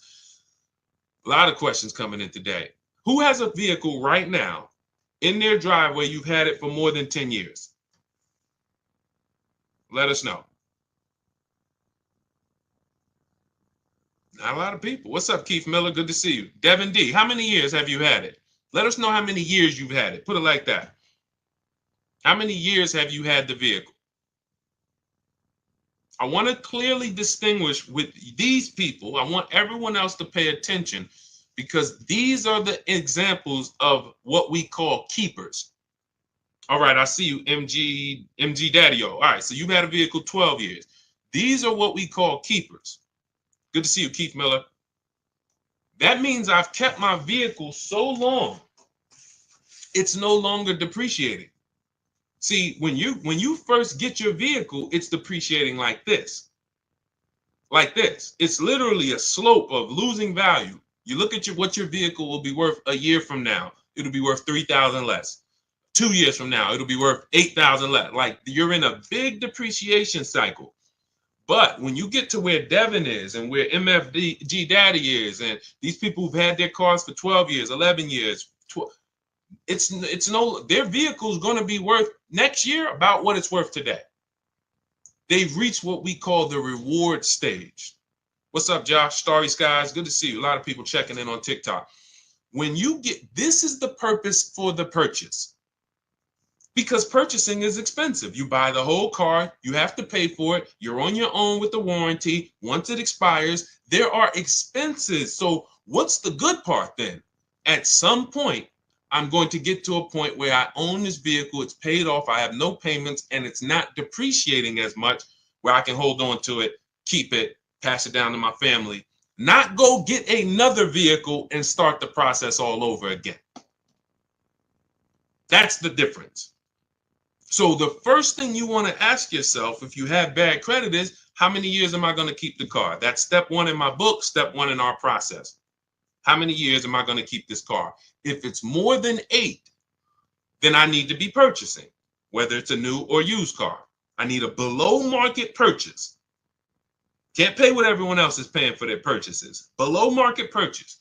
But if I'm not going to keep the car for 8 years, then I need a below market lease. Because when you add up all the lease payments on a great deal, it's no comparison to a purchase.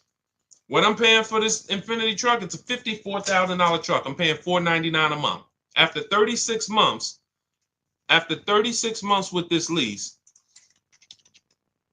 $499 times 36, I would have paid $17,000 plus I gave them the money for the I gave them about another $700. I would have paid $18,600 for a $54,000 truck. Y'all get that? Type $signs if y'all understand the math. If y'all understand the value. $54,000 truck, I'm only paying $18,000 over 3 years. That means if I bought it, that's all the depreciation I'm going to pay for. $18,000 total out my pocket, out of my family's bank account to drive a $54,000 truck. Doesn't include taxes and everything. Some of you who are going to buy these trucks, you're buying taxes and everything. That'll put you around 58, 18,000. So when we say leasing, some of you have heard me say, you can't get a good deal if you purchase, but you should have leased. It's over. Deshone, how many years are you? I'm only keeping this car 5 years, but I purchased it. Could I have gotten a good deal unless they gave it to you for half off? No. No. There's no way a below market lease is too many times better than a purchase for you to get a good deal on a purchase and win. So with bad credit, that's your question you're asking yourself first. Now, if you don't, you can't qualify for a lease. No problem. Now we're going to set ourselves up to get a lease, though. And in order to set myself up to get a lease, I'm going to get me an inexpensive car, smallest car I could get a loan on, drive that for 18 months, 2 years, establish a payment history, get my credit up to 680, 690, and then in 18 months, 2 years, I'm flipping into a lease. That's in my book. That is in our, when we have two processes. Everything I'm teaching you is, we have two different ways we teach people. Everything I'm teaching you is inside these processes. One is the do-it-yourself. Those of you who are like, Deshone, you give me the step-by-steps, I'll knock it out. That's my digital book, Cars from Home, 7 Steps to Saving Time, Money, and Avoiding Dealerships. Those of you who are like, we have a done with you, where you're like, Deshone, I'm more of a done with you person. I would like to ask you questions. I like to be able to, instead of reading, I like to watch a couple short videos to guide me to the process. See if you qualify for done with you. That's in our TikTok bio, Instagram bio, Facebook comments, and the YouTube comments. Either way, whether you're do it yourself or done with you, we want to make sure you have what you need. But that's the process. If I have bad credit right now and I'm like, I know I should be leasing, but I can't qualify for a lease, I'm going to get the least expensive car. I'm going to build my credit over 18 months and 2 years, and then I'm going to flip into a brand new lease. And that's my power play. I'll sacrifice for 2 years and then pull off in a brand new car versus what most people are going to do. Thank you, Devin D. Shout out to the people running the likes up on TikTok. Versus what most people are going to do, which is I don't qualify for a lease. Let me go and just buy a car, pay 20% interest, have a high payment, no warranty, low quality vehicle. And in 2 years, I'm not going to be any closer to leasing. In fact, I'm going to buy a car that's so expensive and going to have such high interest. When something goes wrong, I'm liable to miss a payment, be late on a payment, set myself back from even being able to lease in 2 years. That's why we operate with plans. Okay, let's go. A lot of questions coming in. Keep typing your questions. Equity Now, welcome. Good to see you, Taylor Gill. Good to see everybody checking in. Type your question. Instagram, y'all quiet. Except for my man MFG Daddy-O and Chief B, I don't see many people on Instagram talking. K&D Mad Love, Sharon Weens, I see you. Let's go. Facebook is quiet too, but that's okay. That's all right. Let's go. Can you purchase a vehicle from Carvana with low credit scores? Sure. You can purchase a vehicle from anywhere with low credit scores. It's not about that. Do you want a great deal or not? So if you say, all right, let me walk into Carvana, let me buy a car on Carvana. I got bad credit. Sure, you get a car. You can walk into any highway dealer and say, hey, I have bad credit. Can I get a car? They're going to do everything besides move heaven and earth to try to get you in a car. Is it a good deal? See, and what's unfortunately, this is one of the only bad credit is one of the only groups that you guys actually go and tell people you refer people to dealerships that financially abused you because you got a loan, because you got approved. Hey, go see Joe. Man, Joe got me in a car. All right, can I see the paperwork though? I'm glad you got the car. Don't get me wrong. You were in a tight situation, but can I look at it? Okay, wow. Okay. You got a 2019, okay, has 80,000 miles on it. Okay, you paid $29,000 for this vehicle. Okay, and you're paying, what's your interest rate? 22%? And what? And how long is the loan? Oh, 84 months. And you're telling people go see Joe? Joe's taking vacations on you. So anyone can put you in a car. But with bad credit, what you should be looking at is this. See, we bid everything out. How do we guarantee that we pay less? How do we have what we call here Cars from Home price assurance? Which means when I walk out the dealership with my car, with my paperwork, I have the assurance of knowing that there's no way I could have paid less anywhere else. No one in my region, within 100, 200 miles of me, could have made me a better deal because I shopped that whole market. Competitive offers. That's how you get price assurance. It's the same way you do with Amazon. Same way, you could buy something from, why can we buy something from Amazon and have total price assurance? Competitive. It's okay, I'm gonna scroll this, I'm gonna look at reviews. Okay, this is a similar product. Oh, this is the same product. Okay, competitive. So this is how we shop for everything except cars. So all we're doing here at Cars from Home is teaching you how to shop for cars the way you shop for everything else. So when we're looking and saying, all right, we have bad credit, we're bidding out three things, three parts of our transaction. Who we get our car from, you need to win a bid.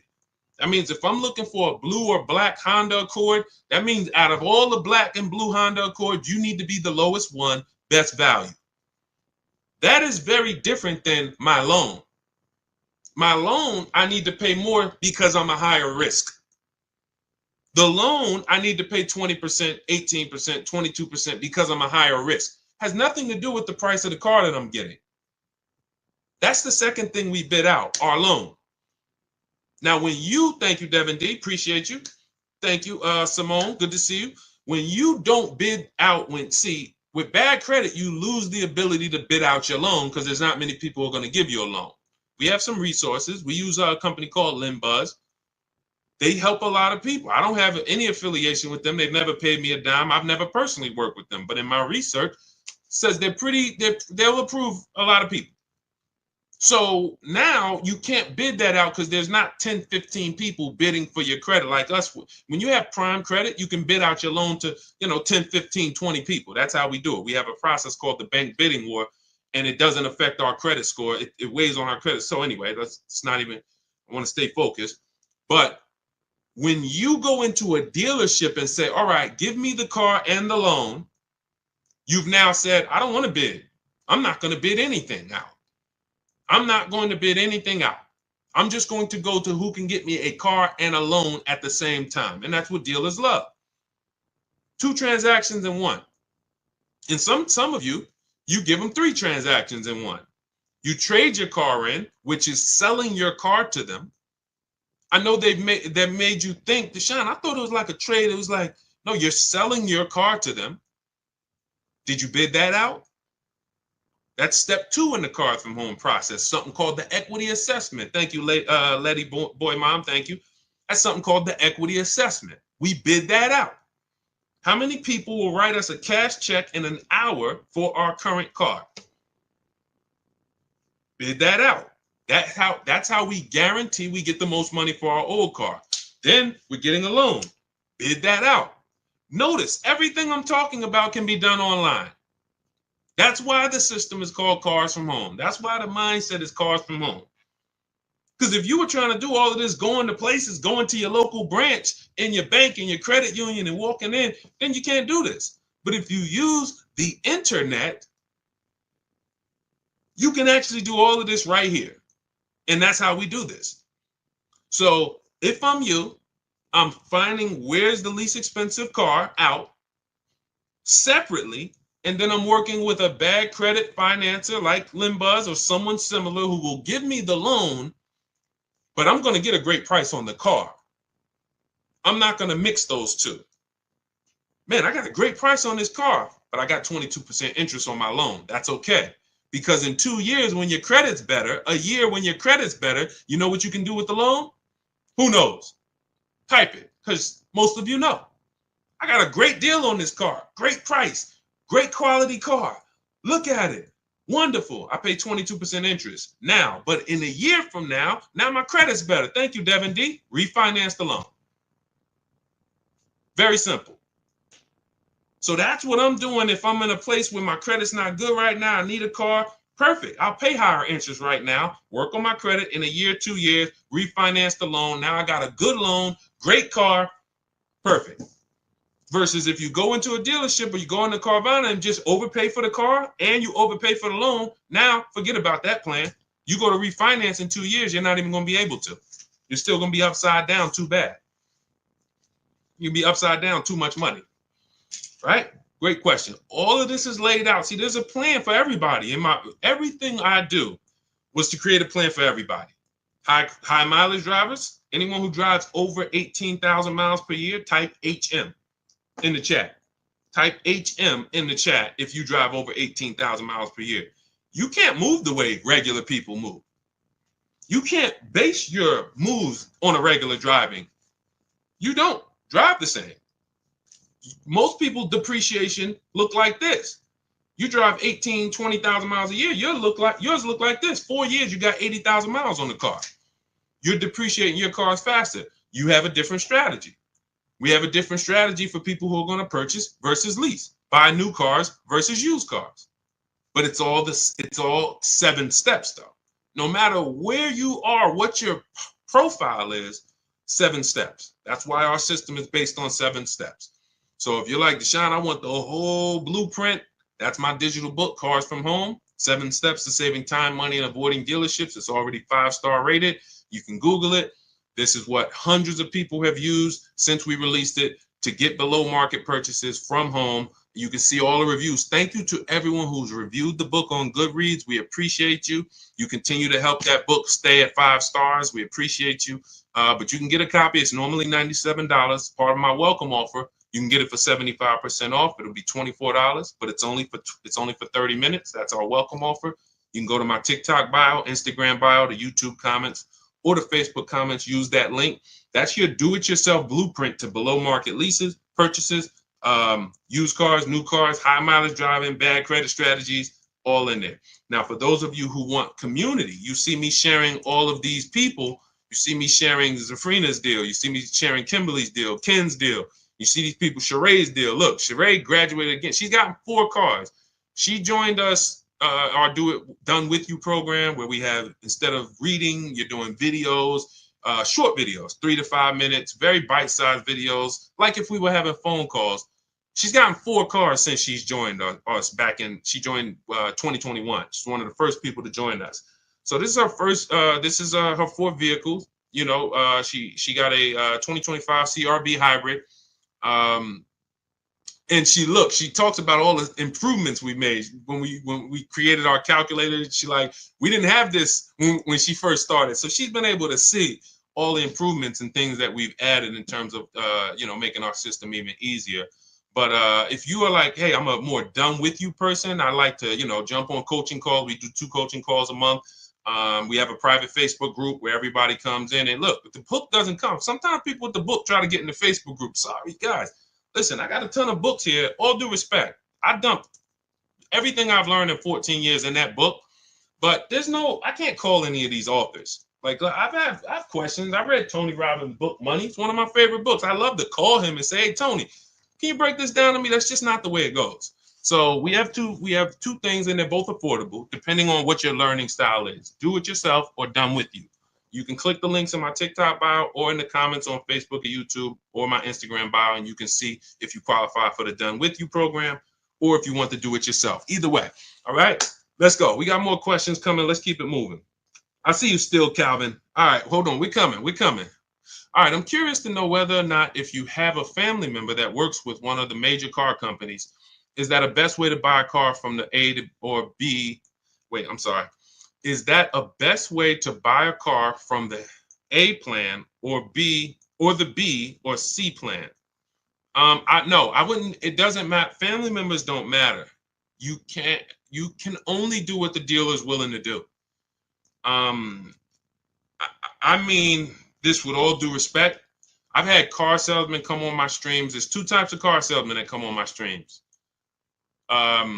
People who, they're not trained. They have no idea about the numbers I talk. I will watch car salesmen over and over buy cars, buy them, not lease them, trade them in 3-4 years, 2 years, lose a ton of money, just do it over again. I'm like, you don't even understand your own business. But it's not their fault because we're not trained. So I can't fault them. I really can't. I don't fault people. The people who understand what we talk about, quite honestly, they've been general managers, general sales managers, finance managers, or those are the people who are like, you'll see it on my videos. I was a finance manager for 20 years. This guy is legit. Because a salesman, when I went to work for Ray Katina, I went from working at Pontiac Buick GMC, where I had to run back and forth to the desk to get the prices, and then I got thrown into Yankee Stadium.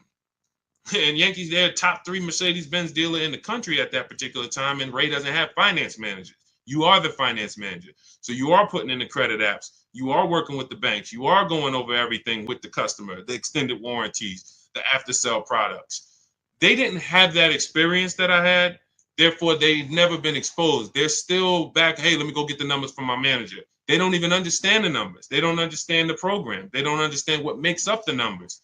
So this is most salesmen in America. So it's always about bidding. I don't care if you have a family member, keep them honest, get other offers. It doesn't matter. Even for some of you who have special pricing. Oh, I get GM family deal. There's no guarantee a deal is going to give you the family deal price. You could go in and say, hey, I got a family deal. If you're dealing with what we call the 80%, okay, your price is this. It's a lot. And your price is this. We ain't gonna tell you about the $2,000 rebates we got. Your price is this. We're not gonna tell you that in the lease though, because you're leasing. We're marking up this interest rate. You can't see that. So the only way to reveal what the truth is to sit at home and make these people bid and submit offers to you so you can look at them while you're in control. You're in control. Nobody's pressuring you, sitting in your living room, sitting in your house, and you're reviewing offers in your emails. And now you're seeing, oh, wow, this person was lying to me. And sometimes they're not lying when they say that's our best offer. That's just that dealer's best offer. They're not going to go any lower than that. A lot of dealers, we call them the 80%. I'm not going to go lower than a certain amount. I make $5,000 minimum every car I sell. And if I can't sell it for $5,000, I'd rather sell it to someone else who will buy it. We got people walking in paying this. So why would I do the deal with you when I could just let another person come in who doesn't know how to shop and I'll just charge them that money? That's the 80%. But the 20% is who we reveal through our competitive offers, through searching the market the way we do from home. And that's how we make sure that we always pay the least amount in the market. All competitive offers, peace of mind, easy, simple. It's a breeze. When you see the people who use our stuff, it's like it's a different world. We don't have the anxiety you have. We don't have the buyer's remorse you have. We don't feel out of control like you have. We don't feel like, oh man, this is the second most expensive purchase of my life and I'm dreading it and hating it. Can't wait to get it over. We don't have those things. And that's where we want you to be. Okay? So Chucks, multiple offers, family member or not. I would tell friends. People know me. People said, Deshone, I know you got this used. I remember a good friend of mine, he was buying a Mercedes truck. And I work for Mercedes. He said, D, I'm going to give you I'm going to call you first. He said, but it's this other truck in PA. They saying it's their last, it was whatever the year was. It's like the last 2019 or something at the time. And man, he said, they're taking off like 18 grand from me. And I had another truck up here, but my dealer wasn't taking off 18 grand. I said, you need to get that truck. I'm not going to tell him, hey, come on in here, man, pay me more because I'm your friend. No, you're doing what I would do. Yeah, I got a friend that works for the brand, but I'm also shopping the market. And if my friend can make me the best offer, great. If not, no harm, no foul. I'll see you in a couple years for the next deal. But we don't have friends. You got to earn it. You got to win the bid. Planning to keep the car. Good, Chucks. Doesn't matter if you're keeping it 10 years. You still need to get a below market price because if you pay 5-10 grand over what you could have paid, stretch that out over 10 years, that's how much money's coming out of your family's bank account for, not knowing how to do this. Okay? This isn't hard to do. What's hard is to unlearn the program. That's what's hard. I got to unlearn what I've been taught. Oh, I need a car. Let me go to the dealer. That's a program. I need a car. Let me go to the dealership.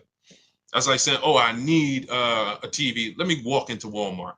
First thing we're going, and that it's even worse than that, quite honestly, because, but anyway, let's go. Keep them coming, Dolan. See if we can get Still Calvin. If not now, then let's get him because we might have some questions before him. We already hit on the 1% rule and the 1.5% rule. I see, let's see. Let's go. Zoe Mill, good to see you. Byron Stallman, good to see everybody checking in on TikTok. Iris, good to see you, Mr. Coop. Good, Dolan. We hit that one already. We hit that one early. The Kraken, nobody joined. Good to see you. All right, if I owe 18,000, but my trading value is only 6K. See, now there's a curse word in this. What's the curse word that he just used? See, there's a curse word here. There's a couple curse words we don't use here, okay? Who knows what the curse word is that was just used?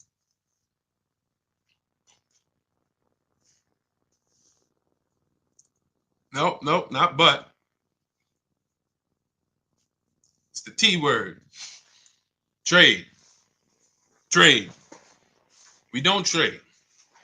Now, if you have now let me explain why we don't trade.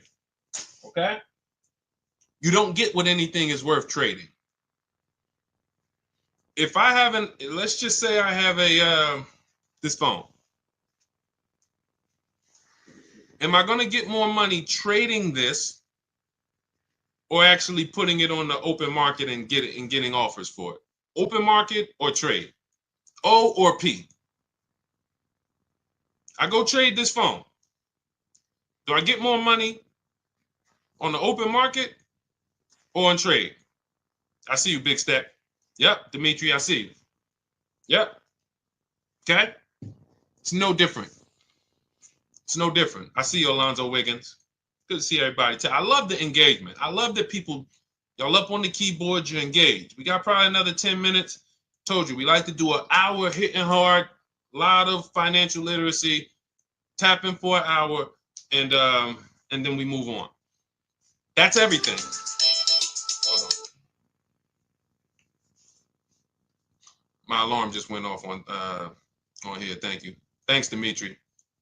All right, I want to make sure I didn't get kicked. All right, so perfect. So that's why we don't trade. It's the same premise. You have buyers who want to pay money for your car. Carvana, driveway. Kelly, this is step 2 in our process. First thing we do is answer the first question. Most important question is what we call it. How many years are you going to keep the car? If it's more than 8, we're purchasing. We're shopping for a below market purchase. If it's less than 8, we're shopping for a below market lease. Then we move to step 2 in the process, which is what we call the equity assessment. This is where we look at the car that we have that we are replacing, and we determine our equity position in the vehicle. How do we do that? We call our bank if there's a loan on it. We get our payoff. That's what you do. All of you who are like, Deshone, I'm going to be shopping soon, or I'm shopping now. I thought I was going to wait to tell a deal about this later. No, we don't do this later. Because when you do this later, you're setting yourself up to trade. You're setting yourself up to get lowball offers on your trade and lose probably $2,000, $3,000 from what you could have gotten. We handle the equity assessment early, step 2. So we call our bank, get your payoff, find out what it's worth. Then we're going to go to these 6 buyers, 6 cash buyers, 6. Carvana, Kelly's Blue Book instant cash offer. Not kellysbluebook.com. Instant cash offer. AutoNation, they're going to give you an offer. Car Gurus, they're going to patch you in with a dealer to get an offer. CarMax and Driveway. 6 offers. 6. You know now what the true market value is when you actually let 6 people who buy cars every day, who compete against each other, make you a cash offer. Comes right to your email. Okay, boom. I see the highest offers from Driveway. Now we look at what is our equity position. Do we have equity? Is the offer more than we owe? Perfect. If the offer is not more than we owe, now we have negative equity on a purchase, not a lease. There's a different equity assessment for a lease. God, there's so much we could go into. These are for different people, though. See, that's the thing. That's why the system's not overwhelming, because some of you are like, Deshone, I got a lease. I didn't even know I could do an equity assessment and see if I can make some money on it. Yes, you can. But it's a different equity assessment process. So now you look and say, all right, it looks like based on what you're saying and your trading value is only 6, it looks like you're going to have some negative equity no matter what. But you need to get the offers to find out what the true value is, because maybe you're being lowballed. Maybe you're being lowballed and they're saying, oh, your car's only worth 6. So if you owe 18, how can I get into something else without 10 grand down? So what I would be doing is I would be rolling that negative equity over and shopping for a lease to bury the negative equity. First question you want to ask, how many years you're going to keep the car? Doesn't look like you keep cars a long time. One, because you already have a car that you're planning on getting out of that you have a loan on. So that's usually the diagnosis of a person who does not keep cars. It's not like you're saying, Deshone, I have a car, it's paid off, I want to get out of it. You're saying, Deshone, I have a car, has a loan on it, I still owe a ton of money and I want to get out of it. That's typically a prescription for the people who should be leasing. If every single transaction you do, you always have negative equity, that's a prescription for a person who should be leasing. If I was, that's financial cancer, okay? Because every single time you buy and replace these cars, not only are you not driving the vehicles you could be driving for the money you're paying, if I looked at what your payment is and showed you some of the people throughout that listen to us, 585, $50,000 vehicle she's driving. My dad just got a Hyundai Palisade, new Palisade, $49,000 truck. He's paying $499 and he $475. He put $3,000 down, but with no money down, he was at like $575. Beautiful deal. Beautiful deal. $575, $50,000 vehicle, no money down. So when we look and say, all right, wait, I'm paying $5, but I'm driving this. Now we start to see. So not only are you not driving what you could be driving, you're also overpaying for it, and now you're underwater. So the prescription is, I will be telling you, you're losing a ton of money. Here's your prescription. Learn to lease. Get a below market lease. That'll solve these problems. Get a below market lease. Stop buying these cars. That would be your prescription as a financial doctor. So now what you should be doing is moving that to a below market lease that you can, and preferably you can find one of these electric vehicles that you can lease for, shop the offers and get, some people are, my goodness. There's one deal I haven't even brought it in yet, but I gotta find it. It's in our group. This guy got so much money off this car. It's like over 50 grand. His payment was in the threes. In the threes. I couldn't believe it. But you had all the money the dealer took off that won the bid. This is what he didn't just walk in. He stayed at home, got his bids, and the dealer that won the bid took off all this money plus the rebates. And it was like, whoa, $3-something a month for a $50-something thousand car? This is crazy. So that would be a perfect time to roll that negative equity over, throw it on top. Now your payment's going to be probably 5, 6, whatever, but you're driving something that is worth that money versus what you're driving now. So these electric, some of you who are buried in these vehicles you're in, you do this equity assessment, you're going to find out. West 156, welcome. I see you. Welcome to the community. New follow. I see you. And shout out to the people who liking. I'm not missing y'all. I'm going to take some time at the end and shout out to people who've been liking the broadcast. I see y'all. I see you, Anthony Padilla. I see you, Kyle Woods, Melissa. I see you.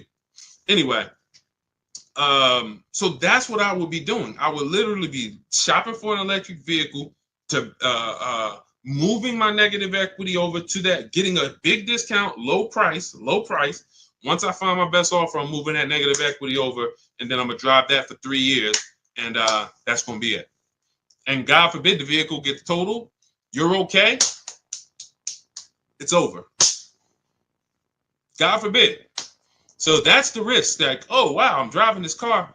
God forbid I have an accident. If it's totaled, I'm out of it. Because leases, when we shop for leases, we always have gap insurance. Most leases include gap insurance, but we have a template that when we get our offers, we always tell them include gap insurance. So anyway, that's the plan that I will be rolling out. That's a great plan for all of you who are buried 10, 15, 20 grand in your vehicles. That's a great plan. Woo! Okay, now everything that I'm teaching is out of my digital book. There's nothing we've talked about in this broadcast that is not in Cars from Home, 7 Steps to Saving Time, Money, and Avoiding Dealerships. So you can get the entire blueprint. That's below market leases, purchases, negative equity, bad credits in there, high mileage driving strategies in there. 7 steps. No matter who you are, the plan is 7 steps. So you can get a copy. It's normally $97. It's 5-star rated. You can Google it. You can see on Goodreads. Thank you to everyone who's reviewed the book, rated it. But you can get a copy for 75% off as part of our welcome offer. That is, it's only for 30 minutes. You'll get it for $24 if you get to my TikTok bio, Instagram bio, the YouTube comments, or the Facebook comments. Click that link. That'll activate your 75% off. That is the ultimate do-it-yourself blueprint. Everything's in there, 7 steps. Now, for those of you who want to be a part of the community, you have a different learning style. You prefer, Deshone, instead of reading, break this down into short videos, 3 to 5 minute videos with action steps. That's our done with you. And you have our, this includes our private Facebook group where you can ask questions, not just from me, but to 1,600 people that came before you in the last 3 years. Who, you see Sheree earlier has gotten 4 cars using this system, 2 used cars, 2 leases. So we have a community of people who have learned and mastered the Cars from Home system, and you will too. And then we do coaching calls twice a month. So if you have questions, you could jump on with me personally. So those of you who want to see if you qualify for that, click those same links in my TikTok bio, Instagram bio, Facebook comments, or YouTube comments, but you're going to click shop with you, see if you qualify for that. Okay, but either way, get in where you fit in. All right. Ooh, we got a lot more left over. Man, I see we never could get to all the questions. I see we're right around the hour mark. You know what? Let's wrap there. We did a lot. This was good. A lot of questions, a lot of engagements. I see you, Chuck. I see you, Sarah Wells, Big D12, D122, Donald Howell. Do you have still Calvin, my man on Instagram? I wanted to just hit you. He said, do you have anything for people who already bought a car and want to refinance? I mean, you can do this online. Type in, refinance car loan online, get multiple offers, your credit union, banks. It's not even just a matter about waiting for your credit to improve. Sometimes you didn't get the best offer you could have gotten when you got the car. So yes, sometimes it is, hey, I got the same credit, but there's been people who left the dealership at 8%. They didn't know they could have got 6% or 5%. They didn't know. They just, hey, it just feels like this. I'm paying 7.9. I feel like I could have got better. You go to online, refinance car loan online. Give them your information and see if you can get a better car loan. That is something I will be doing on a regular basis, every 6 months, 12 months. Ultimately, you want to do this with people with a soft pull. So specifically look for soft pulls. If you're going to do it on a regular basis, specifically look for soft pulls. You don't want to be, doing these hard pulls every 6 to 12 months at all. Okay.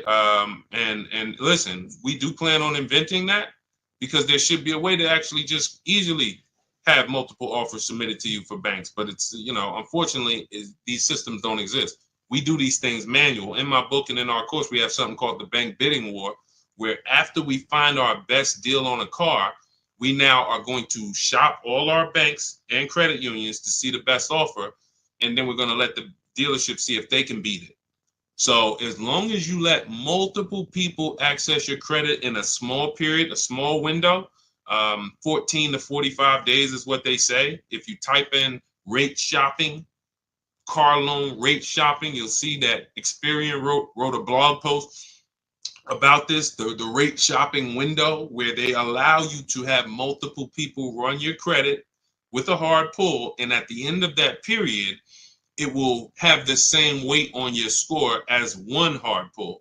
So if one hard pull would have dropped your score 10 points, 20 hard pulls will drop it the same 10 points if you're shopping correctly. That doesn't mean we're going into dealers letting, hey, run my credit, then go to another dealer, run my credit. This is you manually letting banks see and make you an offer. That is the due diligent. That's the diligent thing to do. But yeah, that's, just shop and see. In your case, shop and see, soft pull, refinance quotes, and see what you come up with. Okay. Thank you, Chucks. Appreciate you. Thanks to everybody who tapped in. Hollywood Smiley, Liam.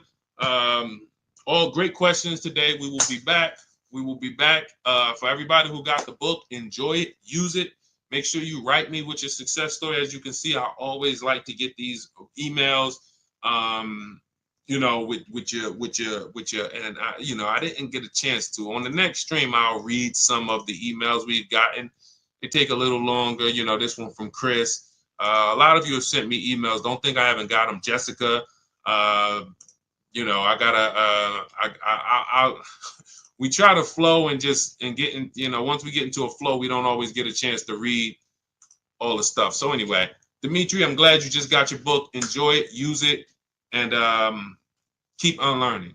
Forget every single thing you've learned about the car buying process. Trust our process. That's what I say. When you get started with us, you come into Cars from Home, it's oil and water. The systems don't mix. So you leave everything at the door. I've accounted for every part of the car shopping process, even when you're going through the steps and you're like, wait, he hasn't talked about this yet. That's because it's by design. Oh, he talks about this at day 5. When you get to step 5, you'll be like, oh, okay, this is where it's hit. I'm used to planning that here. See, there's a reason. There's a specific order everything is in order for a reason.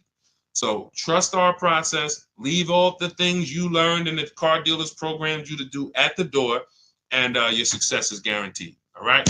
God bless you. I'll see you soon.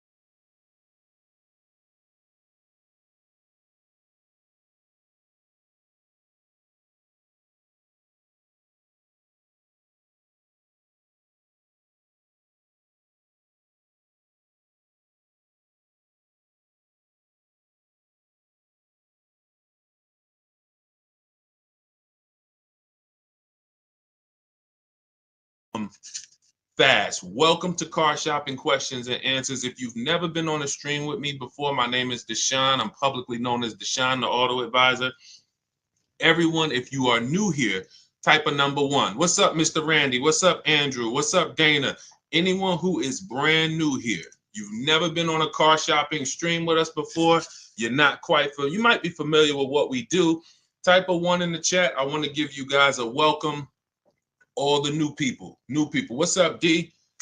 What's up, D? Miss BNN. What's going on, RCH? What's going on, Sweet Rescuer? Let me jump on Instagram.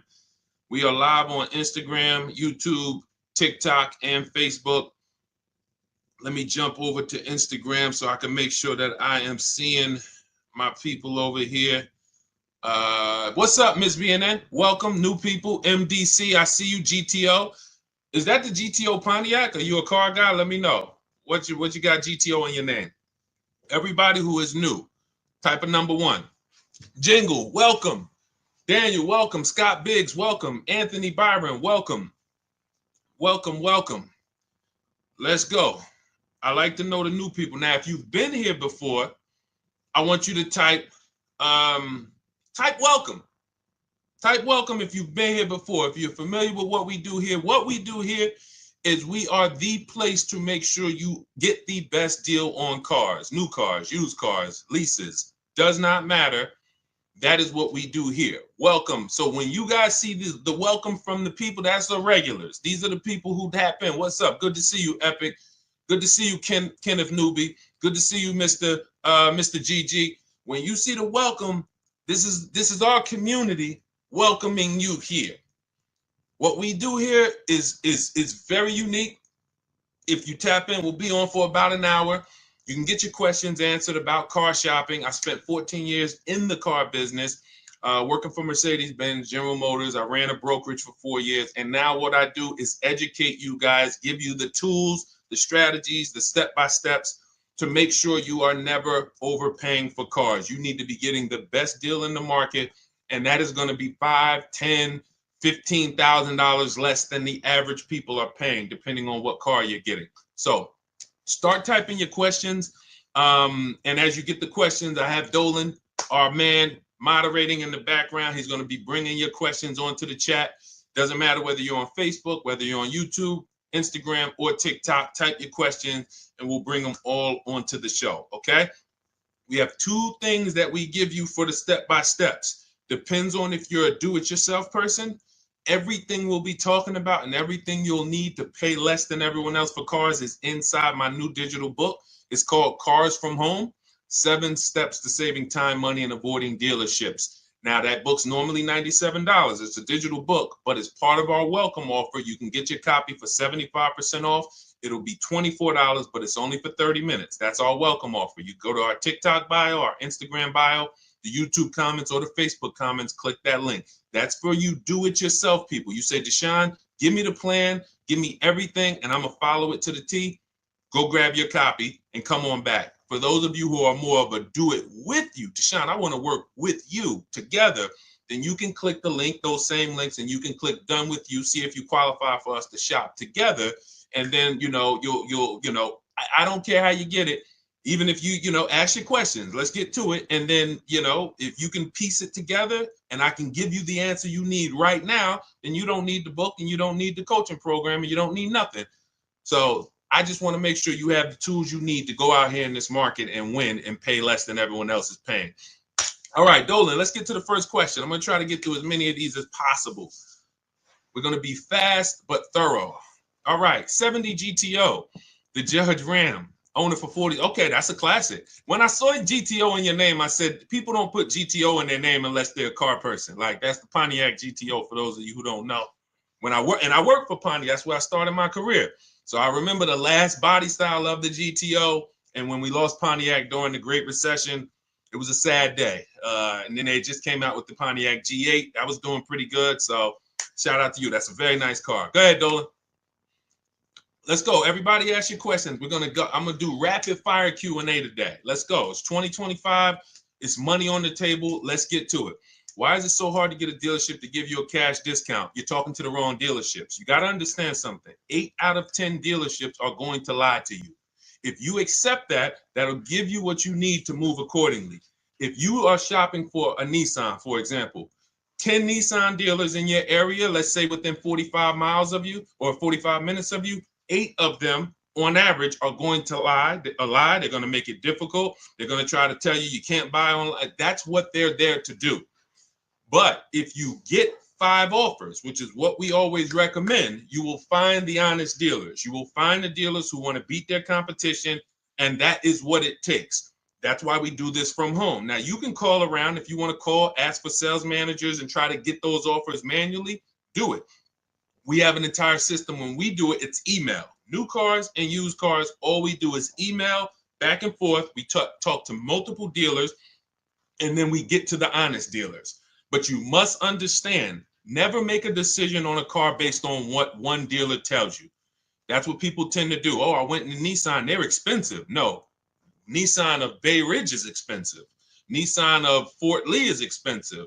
But when you get out there and you start to see the entire market, which is why we do this from home. That's why our entire system is called Cars from Home. You start to understand, oh, it's not that all Nissan dealers are lying to me. It's just these guys are lying. And that's what you need to empower yourself and to guarantee that you've paid less than everyone else. Okay? Go ahead. You're working with the wrong dealerships. Numbers. This is a numbers game. Go ahead, Dolan. Next question. Should I get maintenance included in my lease deal or pay as you go? This is a great question. This depends. He asks, should I get maintenance in my lease deal or pay as I go? This depends on the cost. Is there a savings? For example, when I worked for Mercedes, we had maintenance on a Mercedes was literally over a course of a 3-year lease. If you did it with the dealership, it could cost you $1,100 to $1,300. Now, the prepaid maintenance program was an $800 offer at the time. And so there was a savings there of, call it 20, 25, 30%. Now, for those of you who are leasing, this is very important to realize that when you put the maintenance program into the lease, it would residualize. That just means that you're not paying for the whole thing. So you added the maintenance program to your, it might have only cost you $15 or $18 more per month. And it came out to be like, whatever, $600.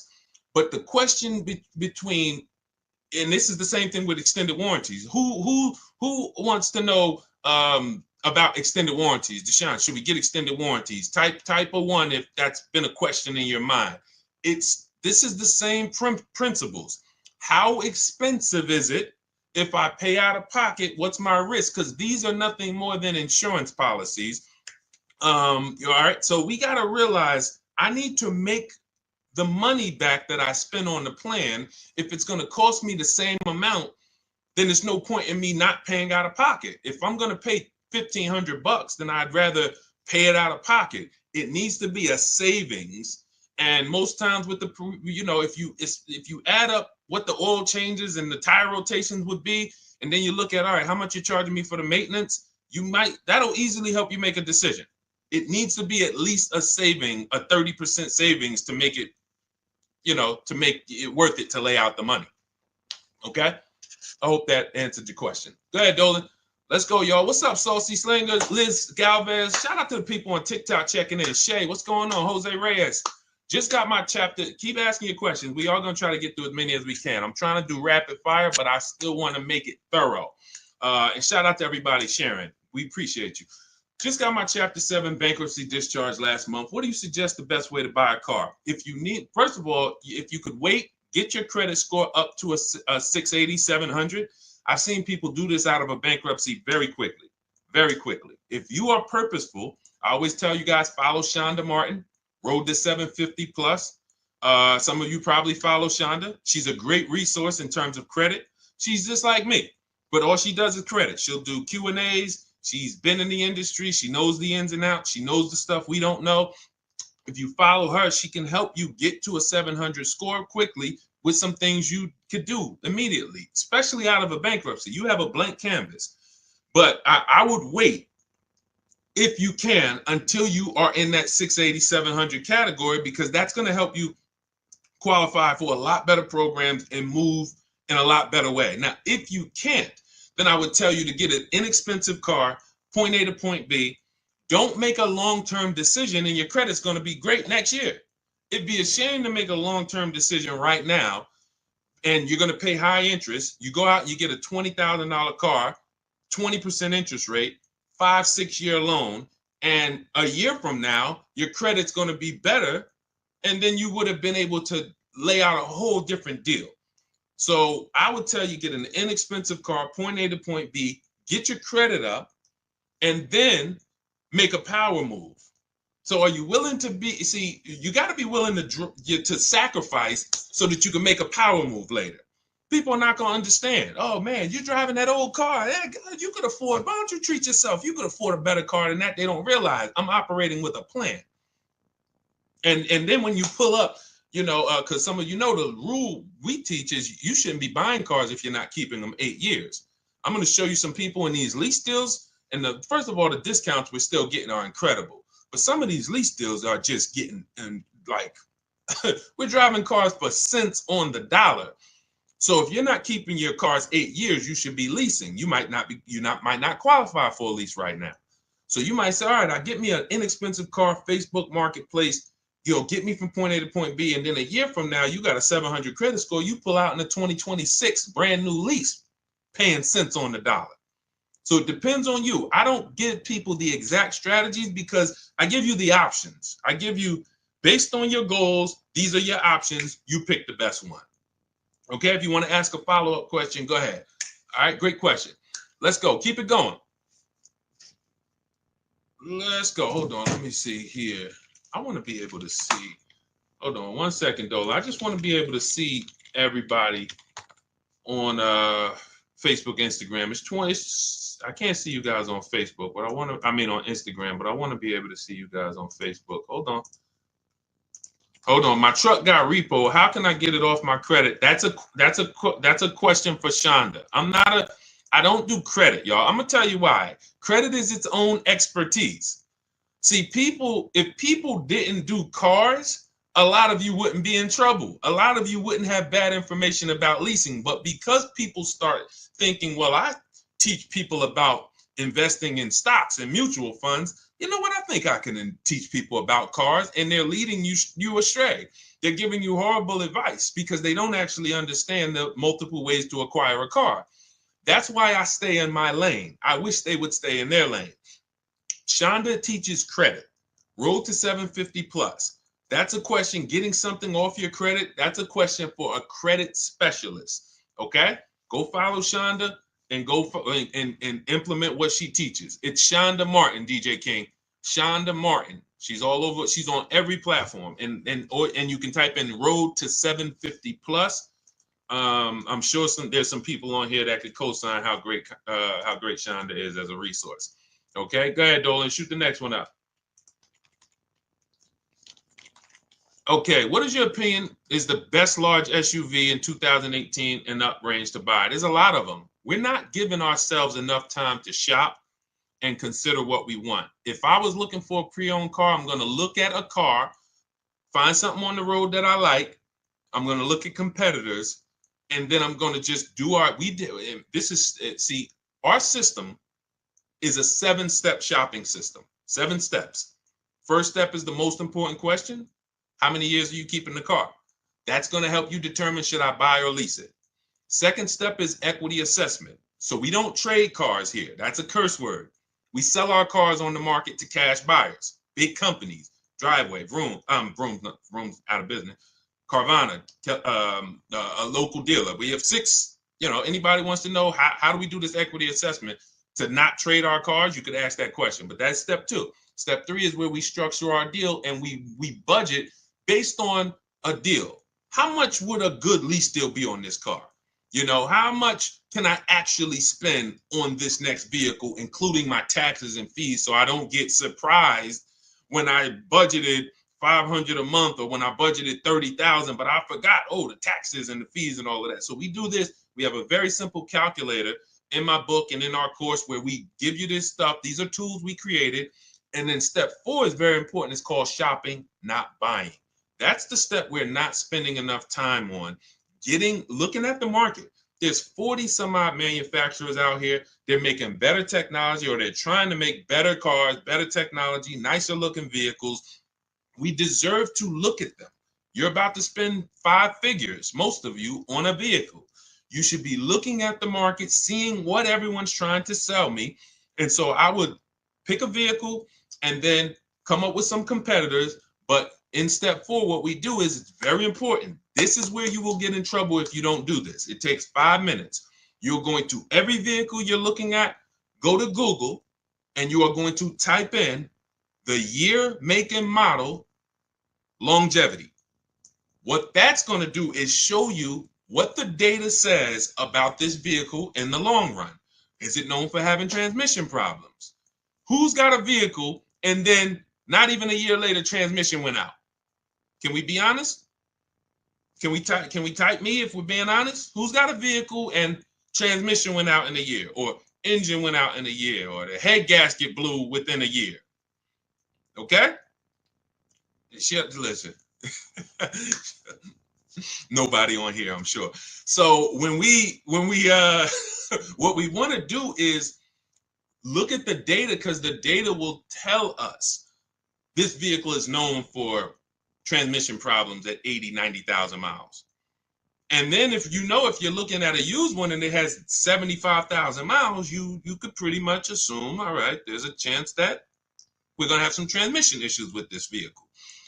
We need to look at the data. That's going to, thank you, OW.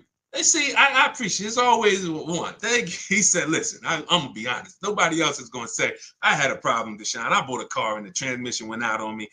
This is what we can avoid in most cases, because what we're doing is we're checking the DNA of the vehicle. Some of you, it's not a problem of you getting vehicles that it's 2 ways we make sure we avoid these problems. First is we're going to check the DNA. That means we're going to do that longevity search in Google. We're going to see, is this vehicle just made poorly? The transmission's made poorly. It's going to go out. We need to make sure the second way we avoid it is to do our quality checks. This is very important. Those of you who are buying a used car, type the letter U. If your next car will be a used car, type the letter U. This is very important what I'm about to tell you. And some of you may have a notepad and you're remembering this. Thank you, Keith Miller. Thank you for sharing. Appreciate you. DJ King. Okay. This is very important. 3 things we're going to check to make sure we're getting a quality used car. The first is going to be the title. What is the quality of the title? What does that mean? I need the Carfax. I need to see, was this vehicle a rental? Is it a salvage title? Was this vehicle rebuilt? Does this vehicle have frame damage? These are the quality of the title. Thanks, Mr. Randy. Shout out to the sharers. Appreciate y'all. This is what we're checking first. This is our first line of defense, the title. We don't wait. People say, well, Deshone, would you get a rental? Well, it's not going to be weighed evenly like other better title histories. So it's not that I'm against rentals, but there's levels to this, as they say. So first thing is the title. Now, once you're looking at the vehicle and you're like, okay, good title, now we have to move to service. This is going to help you eliminate most vehicles because most vehicles do not have the service records to indicate to you, this is something I want to put my money in. When you look at a vehicle, you should see service, service, service, maintenance, maintenance, maintenance. If you don't see that, do not buy that vehicle. I can't tell you what to do because you're an adult. We never buy those vehicles. I'm talking to you about the Cars from Home system. These are boundaries we operate in to make sure we're not getting in trouble. Service records are the biggest indicator of how well the vehicle was taken care of. Everybody's following this, type dollar signs. If you're following this, type dollar signs. And then I'm going to go into the last step. 3 lines of defense. First is the title history. Second is the service records.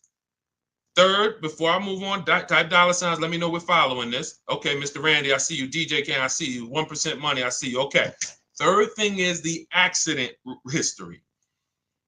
3 things. Now, all accidents aren't created equal. You might see some vehicles that have minor accidents. You'll see some vehicles that say vehicle was drivable.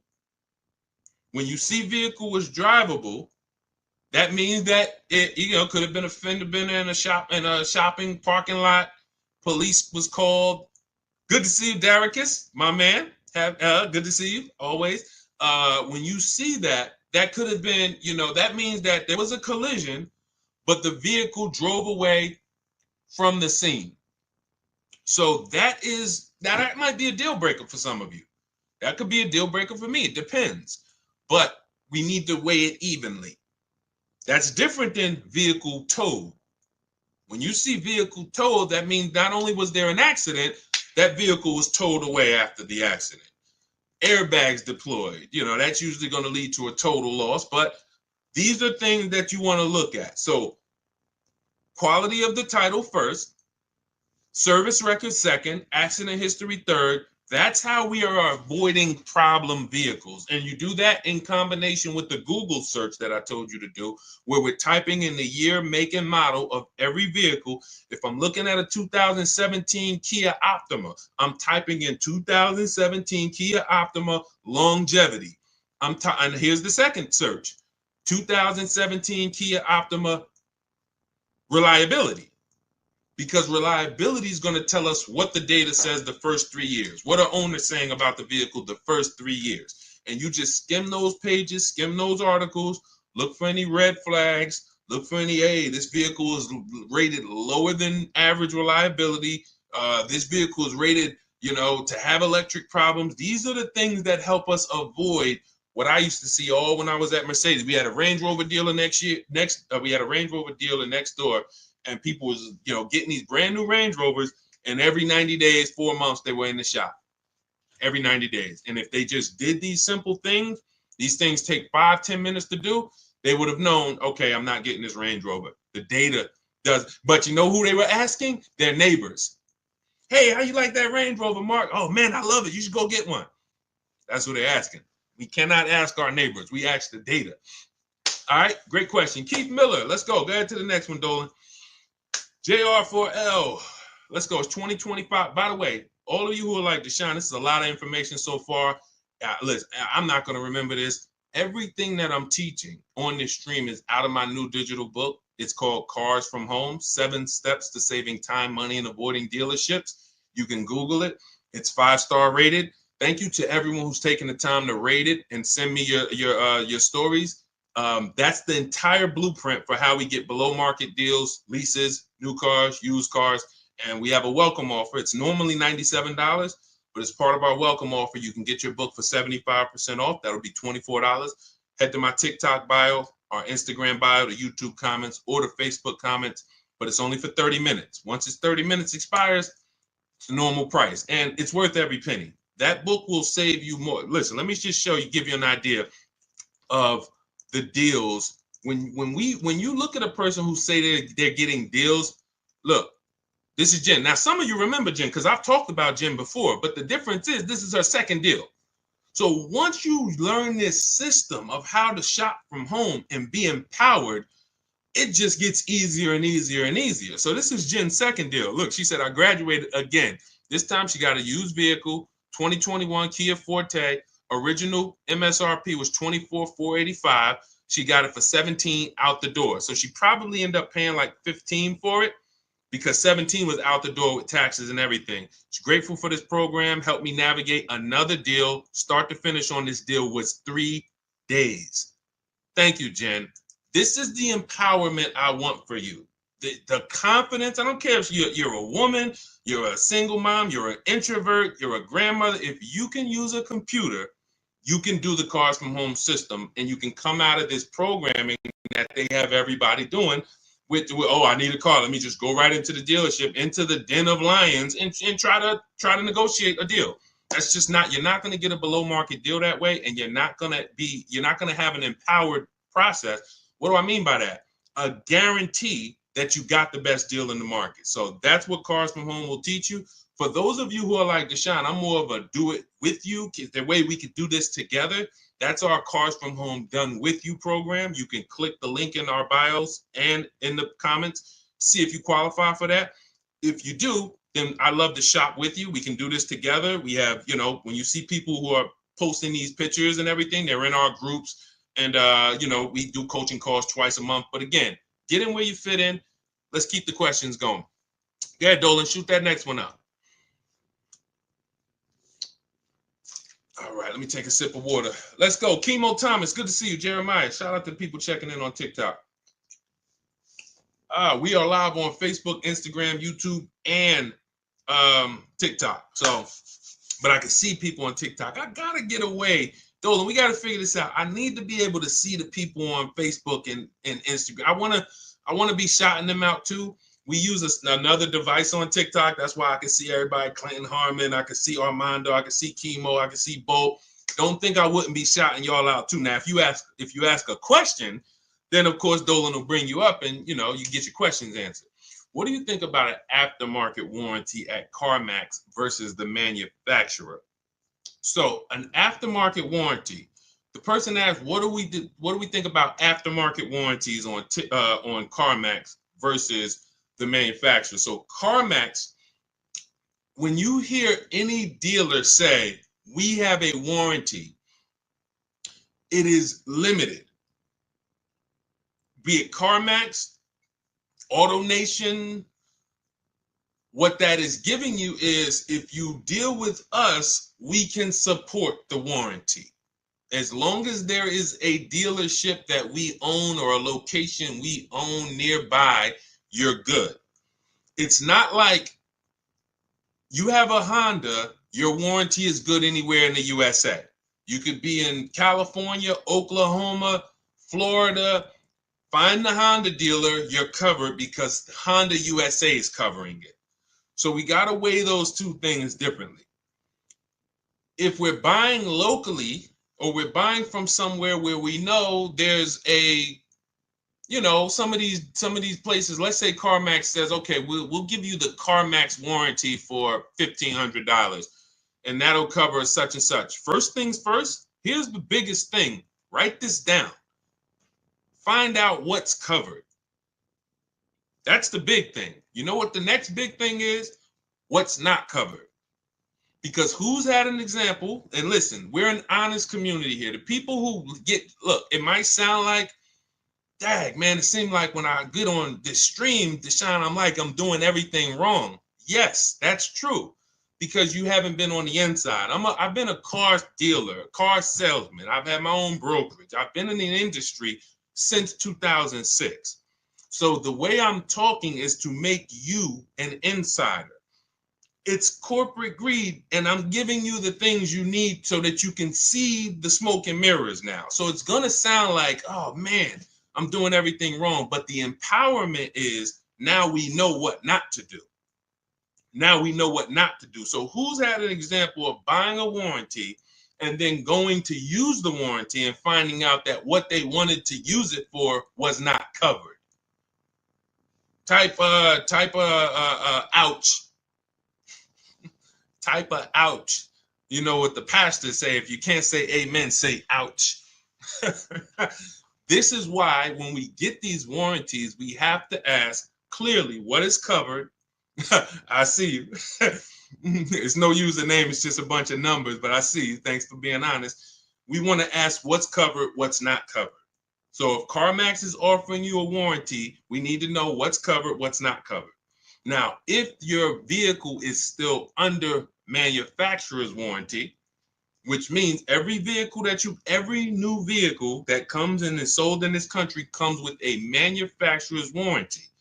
While that vehicle is actually under manufacturer's warranty, it is less expensive to extend it because it's already covered.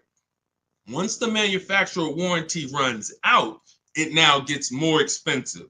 So if that vehicle still has a manufacturer's warranty, you could call a local dealership and find out how much would it cost to add the warranty.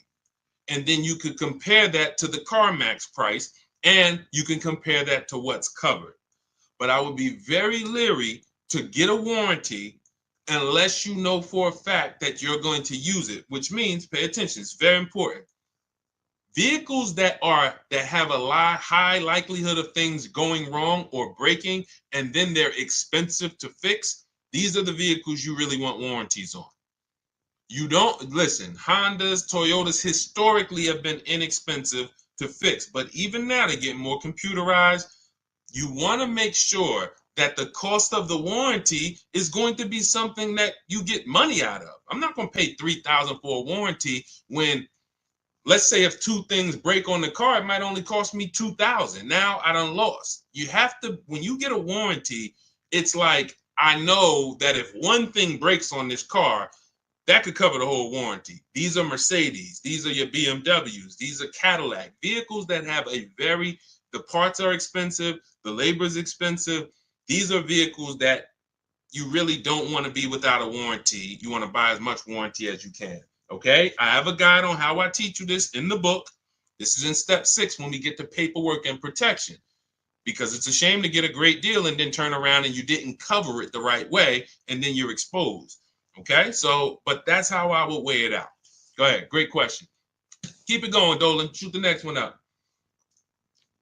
We are live on Instagram, YouTube, TikTok, and Facebook. Type your questions. We'll get to as many as we can. Can a person still lease a new car after a bankruptcy, or will I be stuck with pre-owned? Listen, I would tell you what I like to see, and what most banks like to see is high sixes, 680, 670. I like to see people get at least there, because that gets you out of the manipulation zone, I call it. The manipulation zone is, oh, we got you approved, but you're not tier 1. You're tier 3, you're tier 6. And then, they can manipulate that payment. And we have ways to protect against that. That's why we always have multiple offers. So I'll give you an example. I got an Infiniti. I leased an Infiniti truck middle of November, my wife's birthday. So when I leased that, I got it for $1,200 out of pocket, $499 a month. It's a $54,000 vehicle. So now, when I went there, they used one of my scores, which was Equifax, and it was right under 7. And they still tried to play me. And they said, hey, we didn't get you approved tier 1. I said, okay, first of all, this is something we always do online. Sometimes I break my own rules and I pay the price. again, the rules that we create are no respect of persons. They don't care that it's Deshone. I would normally never leave my house until I make sure, hey, approval's good. Let's go. But this dealership was taking a shot at me. The finance manager was taking a shot at me.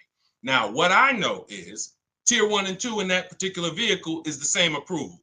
He didn't know. I don't go in and broadcast. Hey, I don't want people to know that I'm Deshone, the auto advisor. Like, that is like the last thing I want people to know when I'm getting a car. So I'm just like, okay, cool. But I have backup offers. And that's what you always have when you're in that manipulation zone. And even with high 6, you can have a 690 score. Somebody wants to take a shot at you. They're going to take a shot at you. And how we protect that is always having backup offers. And we say, okay, well, if that's the case, then actually I'm gonna go with my second offer. Is there anything else you can do before I move on? And most times that's when they'll say, oh, okay, well, we talked to the bank, you're good, no problem. That's the way it works. And again, if I wasn't in the business, if I didn't sit in that seat, I wouldn't be able to coach you guys and give you the tools necessary.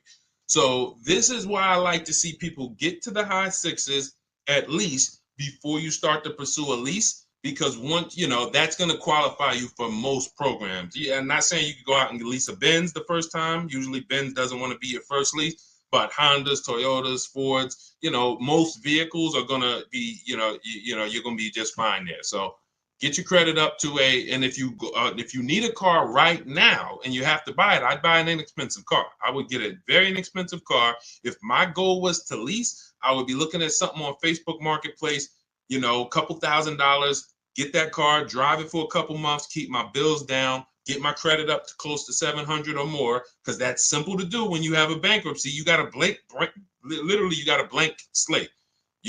I've seen people get one credit card or two credit cards, and in less than a year, they're at a 700 score. So you can literally be setting yourself up for success in leasing a brand new vehicle in less than a year if you follow a nice plan. Okay. But if you want it all, then yay. Some people go out, hey, I don't care. Credit score is, 0. I just came out the bankruptcy. Let me go get this Dodge Charger. I want the Hemi. I want the Hellcat. And someone will put you in the car. So it's not that, oh, Deshone, you told me I couldn't get a car. No, I'd never tell you that. Someone will put you in a car. But when you come and you talk to us about that deal and you show us your paperwork, we're going to look at you and say, hey, this was a horrible mistake, horrible, that you can't get out of now. So that's why we like to prepare, come up with a plan, and then execute that plan. Okay, there are strategies. I have a whole bad credit strategy in my book. I have a bad credit plan B. So for those of you who are like, Deshone, is there something in there for bad credit? Not only that, high mileage drivers, you guys need special strategies. You're driving over 18,000 miles. That's all in the book, Cars from Home. It's a digital book, so it'll be in your inbox by the time you jump off this stream. It'll be in your inbox. You'll have the blueprint for everything we talk about on here. Okay, and we have a welcome offer. Normally $97. You can get your book for $24. That's 75% off, only for 30 minutes. So head to my TikTok bio, my Instagram bio, click those links or the links in my Facebook and YouTube comments, get your 75% off. And then once you pay for your book, very important, screenshot that thank you page, because the book is on there. You can literally open that, save it to your computer, and then you have a support email. Just in case some of you type your email wrong, you can email my support team and make sure you get your book. All right. And for those of you who want to work with us personally, you want to see if you qualify for our Done With You shopping, where we shop together and you shop among our community. We have 2,000 people in our community. We have a private Facebook group. We have a coaching call twice a month. Then you can click those same links, but you're going to click the Done With You and see if you qualify for that. All right. Let's go, Dolan. Keep it going. Rib Slab, good to see you. Daniel Ridley, what's going on? Mrs. Onassis, good to see you. Peaceful Grace, good to see you. Killer Bees, Mr. Randy, thank you. Listen, Mr. Randy, it said you just became the number 8 member on the team. I don't know what that means, but I just want to let you know that. I appreciate it. You are the number 8 member on the team. And you got a number 1 gift badge. So, I mean, I appreciate it. I've extended my Mercedes warranty with Mercedes for years, 4 and 5. Will this be like the 3-year warranty? Hold on, let me read this again. I've extended my Mercedes warranty with Mercedes for years 4 and 5. Will this be like the 3-year warranty? I'm sorry, I don't understand the question. Could you rephrase it? Go ahead, Dolan, shoot another one up. All right, can you name good non-expensive cars to get? There's just too many. Come up with a budget, and then there's just too many cars for me to start naming inexpensive. You got to realize something. Let's all right. Here's what I give you. Let's look at what you pay for in a car. This is what's very important. All right. These are the 5 areas you pay for in a car.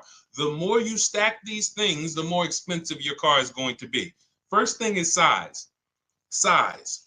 The bigger the car, the more money it is. Shout out to everybody tapping the screen. If you're enjoying this, all you can do to support us is free. Just double tap the screen. That brings more people over here. Appreciate you.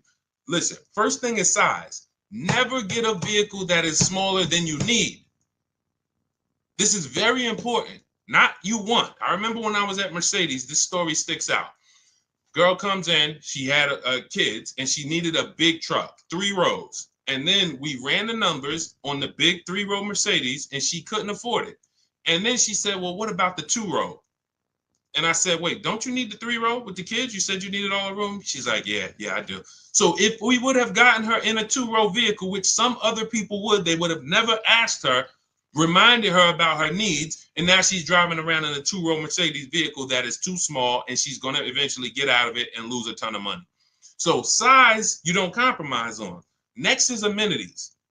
These are your leather versus cloth. This is your sunroof. This is your navigation. This is your special features, your autonomous driving, amenities, big sunroofs. The more amenities, the more expensive.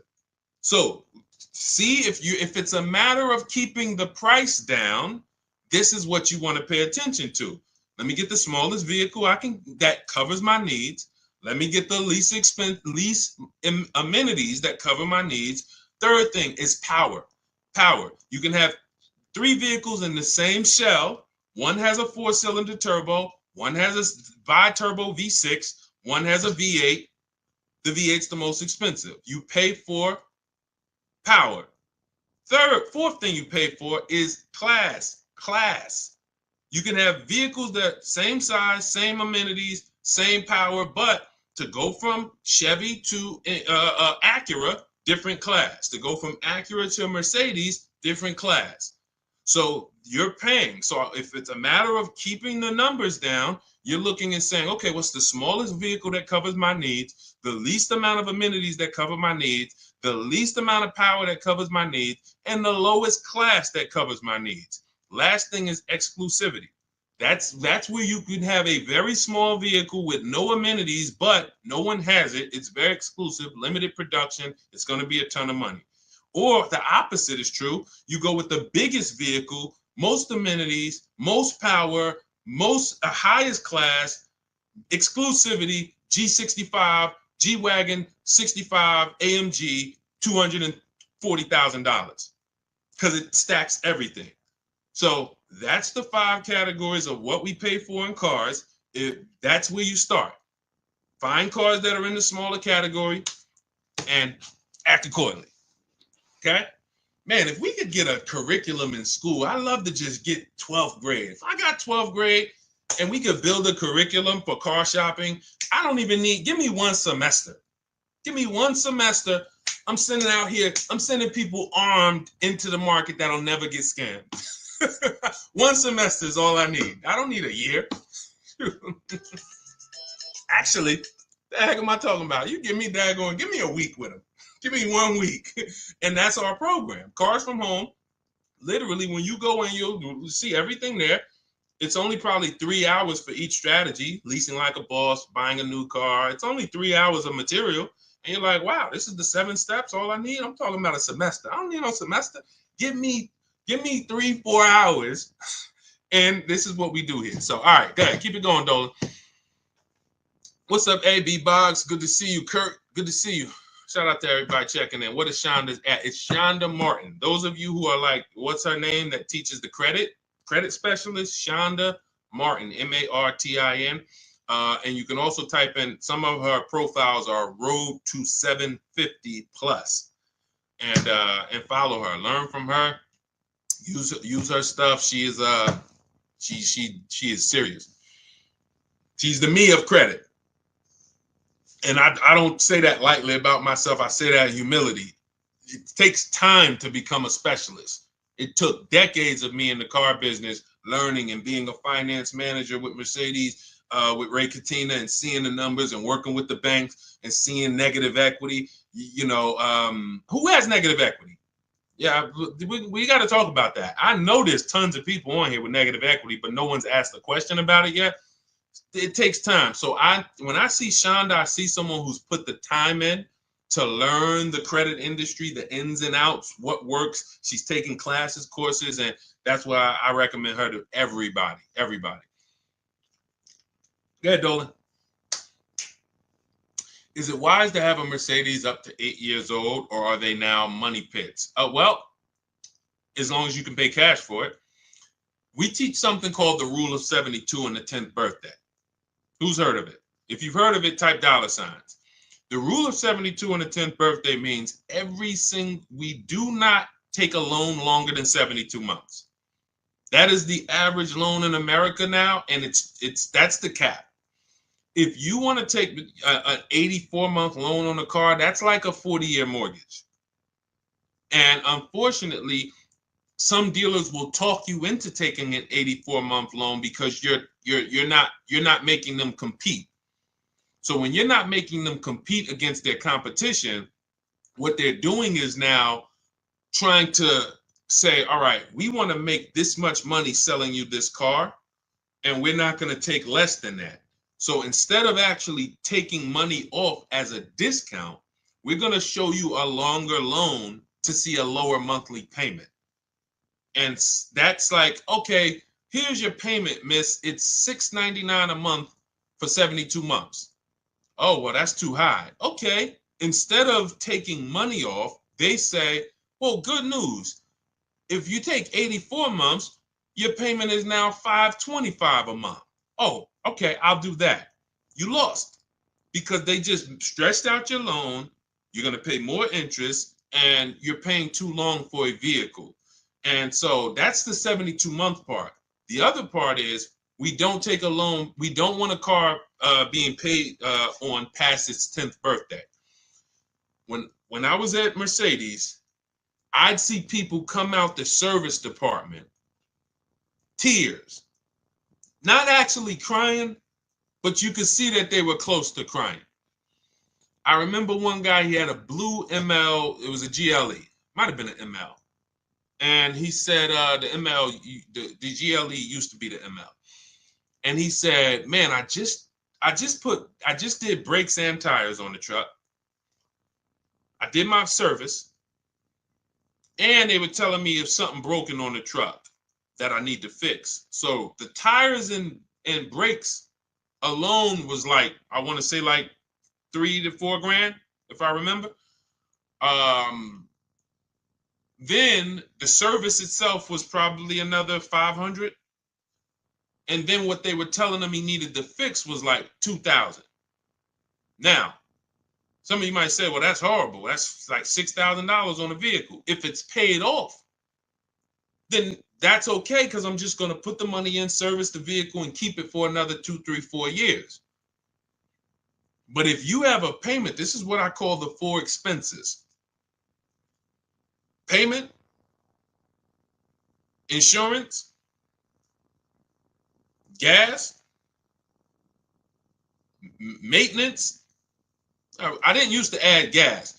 Now we add gas. Depends on where the gas prices is, gas goes in there. Because literally for some of these vehicles, gas is $200-300 a month. So, but when something breaks, that is what had people coming out in tears, because I remember we would be in here and you just hear boom. We're in the showroom, boom. And at first I didn't know what it was. But then, Reggie, you know what I'm talking about. I didn't know what it was, but the more I worked in the dealerships, we got to know what it was. That's an auto ride or air ride suspension going out.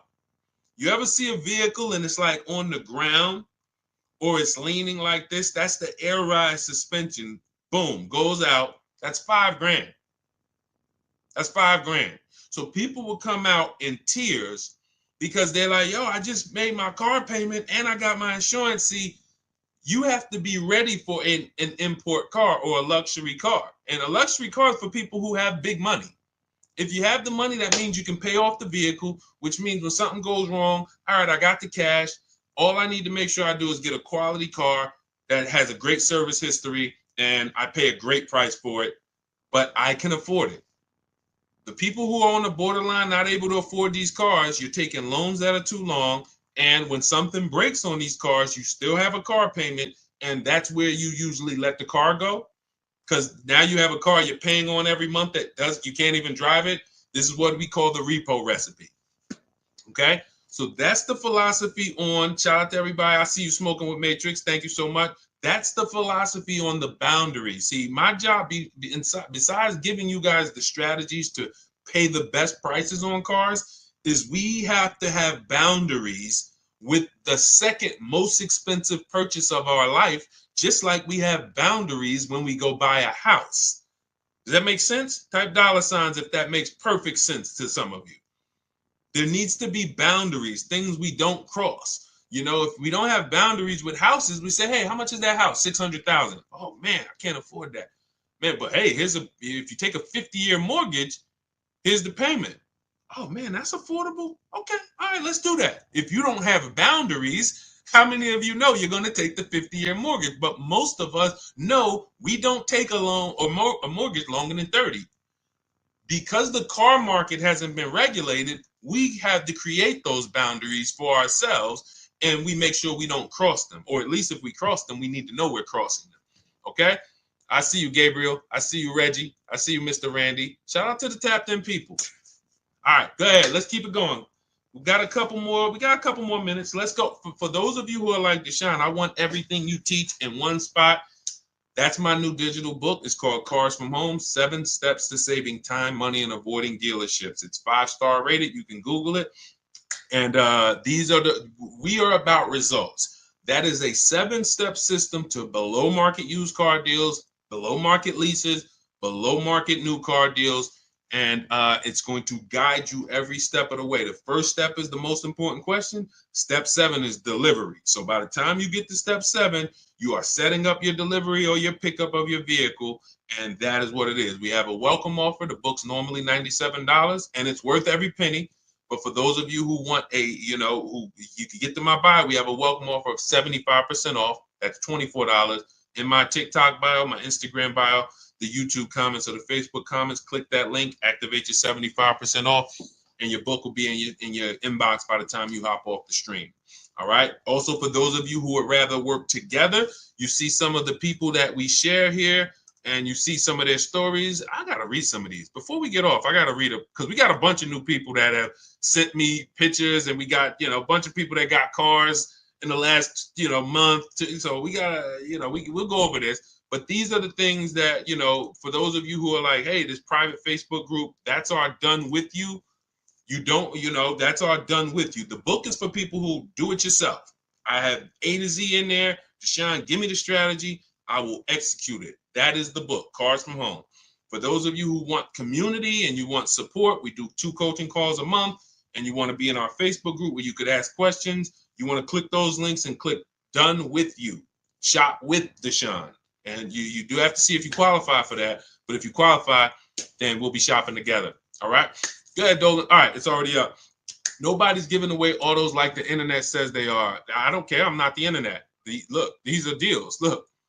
2025 Yukon, they dropped the pricing down to about 70. BMW sold it to Carvana. Hold on. Look, original MSRP. Wait, hold on. We already talked about Jen.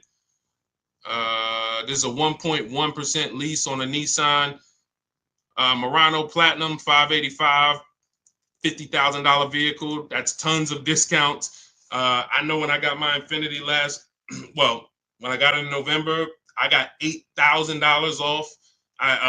We could go Milligan. Look, Milligan, $79,000 Mercedes EQE 350. Look, 2024, $79,000. Look at the discount, $20,300 off with all the rebates and the discounts. Unfortunately, you just don't know how to shop. And if you can see that, you shouldn't know how. You're the public. You are the public trying to do battle with an industry. I'm somebody who I'm in the industry. And people call me all around Jersey. People know me before anybody on the internet ever knew me. People in Jersey knew me. Call Deshone, family members, friends. They still call me and say, "Hey, Deshone, I know you're teaching and all of that. I know you got the book, but hey, you know you're the person I call." We accept nothing less than big discounts and below market deals. So it's just what you know. If you had a leak in your bathroom, it might seem like, oh God, there's water everywhere. I don't know what to do. No one in my house can fix this. You call in an expert and hey, 3 minutes. Heck, man, how'd you fix that so quick? I'm an expert and I can teach you. So in our case, we teach. That's why I love sharing other people. Every one of you might probably say, Deshone, obviously you can get great car deals. You've been in the car business. The reason why I show people like Milligan and people like Raphael, look, $46,000 vehicle, $549 a month lease. Probably got 8-10 grand off to get to that payment because they're you. They were just like you, watching me, said, hey, this guy sounds like I could trust him. I'm going to give this a shot. And they did the work. They learned the system. Look, India, 2024 Hyundai Elantra Limited, $29,000 vehicle, $365 a month, no money down. These are huge discounts to get to these payments. Whether you're buying or leasing, you cannot get to a great payment on a lease without big discounts. And why is it so easy? Because we employ competition. It's simple. You're used to negotiating with one dealer, maybe two. NADA told us that. NADA told us as car salesmen, these are the statistics, car salesmen, just so you know, your average customer is only going to shop 2 dealers.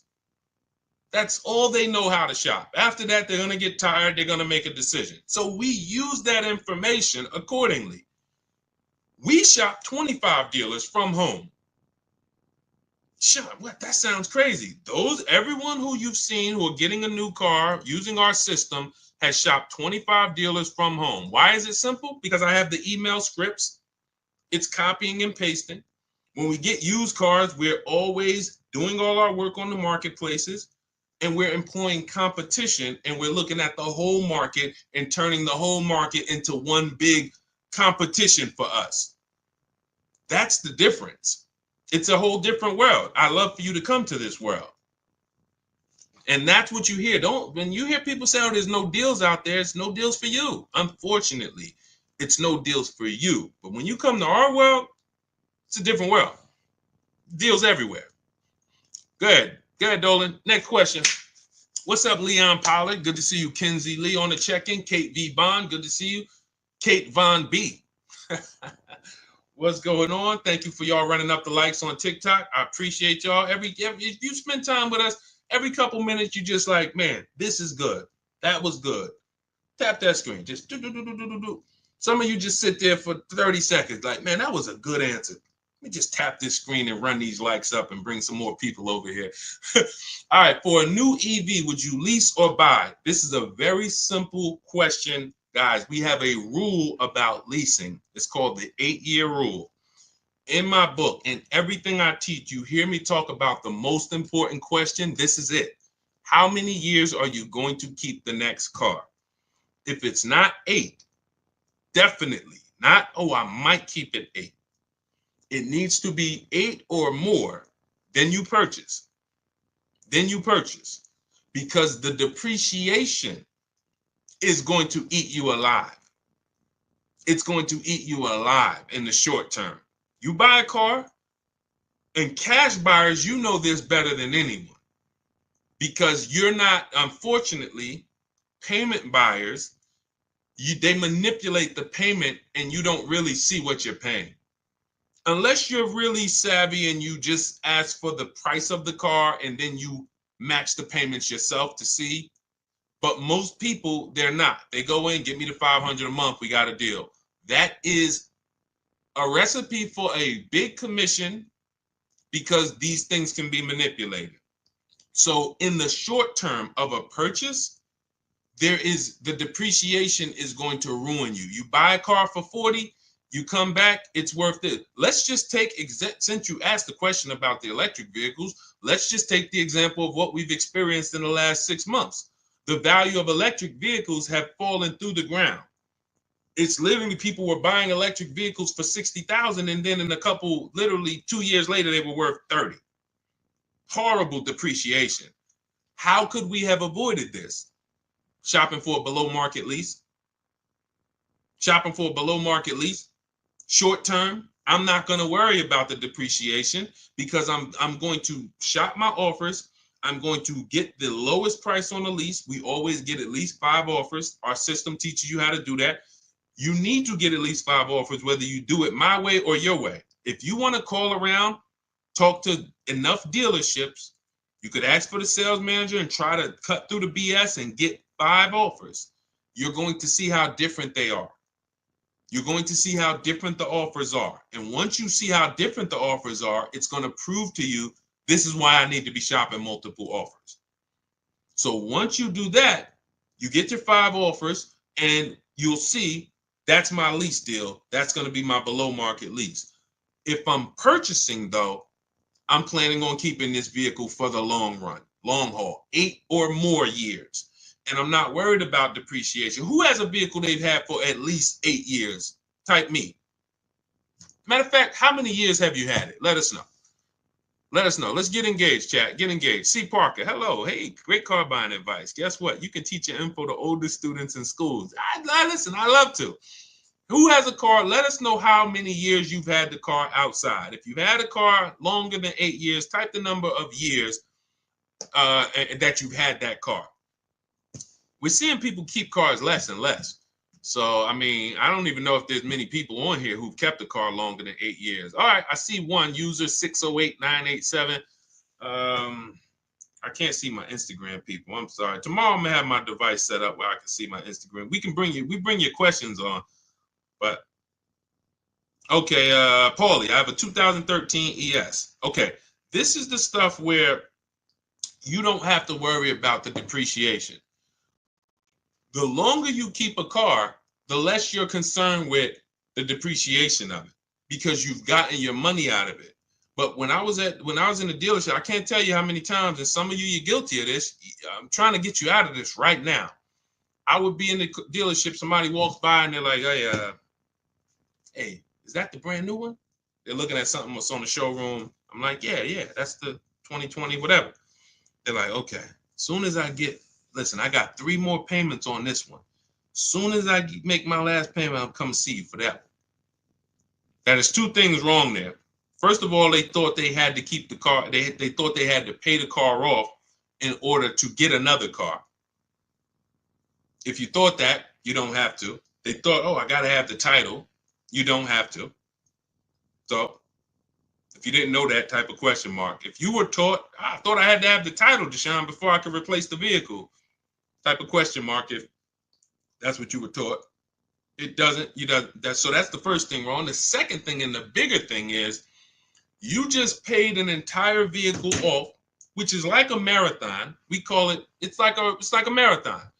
Hey, I'm gonna take a 5 or 6 year loan on this car, and then I'm gonna make these payments, and then I'm gonna pay it off, and I get my title. And then when I this is where you should be looking and saying, hey, now it's time to get my money's worth out of this car. Now it's time to make sure that I got a car outside. That thing is paid off. Hold on. I'm still trying to get on Instagram. That thing is paid off. And I'm gonna keep that thing in the driveway 3, 4, 5, 6 years. Maybe I'll pass it down to my kids or have it be a this or that. This is that time. But what's happening? We go and replace the vehicle. and we start a whole nother marathon. We start an entirely different marathon. That's what we're doing when we buy these cars that we are not keeping. We're not keeping them long enough to even pay them off, which means you always are going to have negative equity unless you're just making big down payments. So you're not even keeping them long enough to pay them off. Second, some of you are pay them off and then you go and you replace it again and get a whole nother vehicle.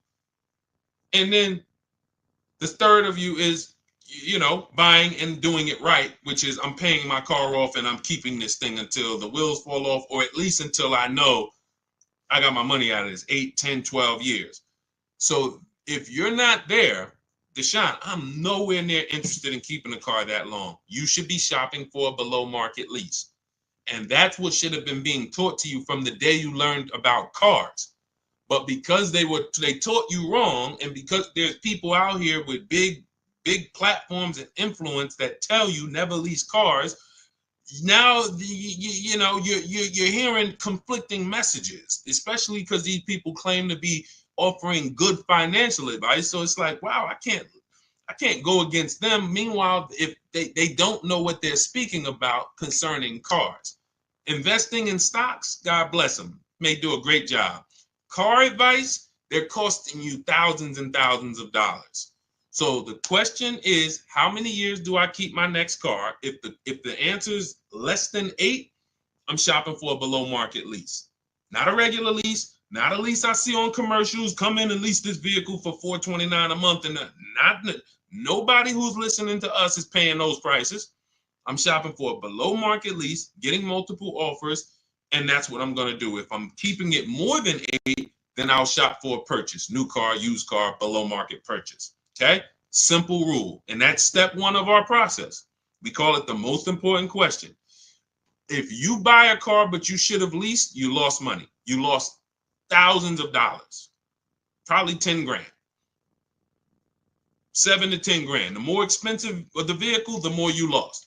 If you bought a big BMW and you bought it, but you should have leased it, you probably lost 15, 20 grand. Just in your structure. Your structure is incorrect. So let's go. Great question.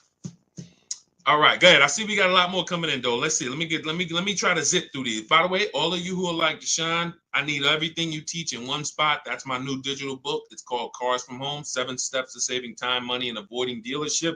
It's 5-star rated. You can Google it. It's everything we teach in one place, step by step. You can get we have a welcome offer, 75% off. It's normally $97. But if you get to my TikTok bio, Instagram bio, the Facebook comments, and the YouTube comments, click that link. That'll activate your 75% off only for 30 minutes. And you can get your book for $24. It'll be in your inbox in 3 to 5 minutes. All right. And you'll have the blueprint.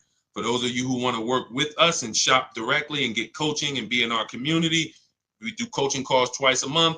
And instead of reading, you want videos, you can click that button that says Shop with Deshone. See if you qualify for that.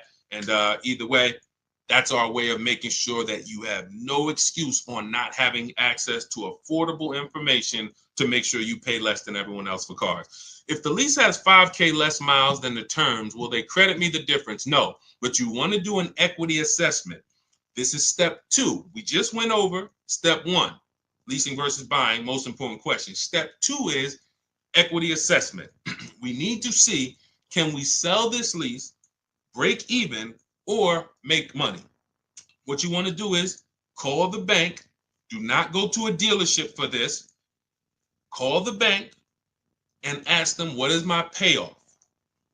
Once they tell you your payoff, you want to write this down. Write down what I'm about to tell you. You're going to go to these 6 websites: CarMax, Carvana, Kelly's Blue Book Instant Cash Offer. Do not use the KBB. You quick put in your year, make, model. It says your car is worth $30,000. Do not use that garbage. You're going to go to Kelly's Blue Book Instant Cash Offer, Driveway, Car Gurus, Sell My Car, and AutoNation, Sell My Car. Those are 6 websites. We get these offers. It'll take about 20 minutes. When they ask you, is the vehicle a lease, a purchase, or owned, put owned. and then you want to see what is the market value of my vehicle, what are those offers, and what is my payoff. Can I break even, or can I make a little money selling this? A couple years ago, we had people making lots of money when cars were worth $7,000 to $12,000 more. But there's still people who are selling their leases, getting $1,500, $2,500, $3,000. Not always. It's no guarantee. But we never return a lease without checking for equity, because if there's $2,000 there, the dealer is going to keep it, and it's theirs. So this is our look like they have a lease in process that they want you to do as a customer. You can call for an inspection. That's their lease in process. In Cars from Home, we have a lease in process. It's called an equity assessment. So you want to see, yes, I'm below my miles. Is there a way that I can potentially pick up some money? Now, there's two types of equity assessments. There's a third-party restricted equity assessment, and there's a non-third-party restricted. It depends on who the lease is with. If the lease is with a company that doesn't have a third-party restriction, then you can just sell it direct to the highest bidder. If there's a lease that has a third-party restriction, then what we're going to do is there's an extra step involved, because we're not going to sell to those companies. We're going to sell to a local dealer. But we're using those 6 offers to evaluate if we even have equity. If you run those offers and you're like, hey, it looks like I got $3,000 to $4,000 or $5,000 of equity, but I have a third-party restriction, then we're going to call a local dealer. I have a script in my book. I'll walk you through who to talk to in a dealership, how to talk to the used car manager. You're going to get your 3 to 5 offers, and you sell to the dealership to get your equity. So either way, we get our equity if we have it, but we do not return a lease without ever doing an equity assessment. Go ahead, Dolan. This is good. If you're getting value out of this, type $signs. Let me know, chat. You're getting value out of what we're doing. I can't listen, Dolan. I can't get to. I'm trying to log in. It's not showing me as live on Instagram. I don't know why. I was trying to come in from a viewer perspective and see. Normally Instagram, I'd be shouting you guys out a lot more, but I cannot. I'm just having trouble getting to you. So on the next stream, we'll make sure you're here. But you guys can see if you type your questions, we bring them in. Shopping for a lease deal on a BMW X3 or Audi Q5. Credit score is 750. What's a good lease deal? We don't know. What you want to do when you estimate, first thing we do to even see if is this a vehicle we should even be looking at, is you take the MSRP, and we base a great deal. There's 3 types of leases: a steal, a great deal, and then it's time to chill. That's actually the verbiage that I use. Time to chill means, look, I like the vehicle, but next. Because what you have to understand about leasing, our system is going to make sure you find the dealer who is going to give you the biggest discount, because it's a numbers game. We have a system we call 25 to 5 for new cars and leases. We're going to connect with 25 dealers online from our house. Every car I get, I'm sitting right here, including the last one. Every car I get is from my living room or from my home office. So we're connecting with 25 dealers online to get at least 5 offers. We pick the best one. And then I have a calculator in my book and in our course where we put the offers in, and it tells you what to counter offer, because we never want to accept a deal without a counter offer. Now, once that's done, we know what the best deal is on that car. It's not going to be the same as the BMW. It's not going to be the same as the last vehicle or the Chevy. Every single vehicle has a different lease program. This is very important to understand. You cannot control the lease program. What is the lease program? The money factor, which is the interest rate from the bank, because you cannot use your own bank on the lease. The interest rate is let's stay on the interest rate. Dealers, the worst dealers, mark up the interest rate because you can't shop for it on your own. So they're going to do something we call padding the interest rate. Thanks for sharing, Jacqueline. I appreciate you. Shout out to the sharers. They're padding the interest rate. So they're going to leave themselves some negotiating room there. Then you have the residual value, and then you have any incentives, any rebates. Those three things make up a lease program, and we have no control over any of those things. Some are much more aggressive based on the fact the manufacturer wants to move the car. They'll put some big rebates on it. They'll put some different incentives on it. The interest rate is going to be low. And some manufacturers have certain cars where they're not going to do that. They might say, okay, for the Range Rover Autobiography, we are not going to do any incentives at all, whatever. That's the lease program. Again, nothing to do with the dealer who's going to be discounting the vehicle. Our system is to find the dealer who's going to say, all right, this is my offer. And you look and they're like, taking off a big amount of money compared to the other offers. That's why my two favorite words are multiple offers. That's how we guarantee we never have buyer's remorse. And that's how we guarantee we paid the lowest amount. So once you now see that there's no way I can control the lease program, now we understand that when let's go back to the three types of lease deals. A steal is a 1% lease. A 1% lease is, you look at a $40,000 vehicle, when you get your offers, it's $400 a month or less, no money down. The payment that we get is 1% of the total MSRP or less. I just got one on my Infinity truck, $54,000.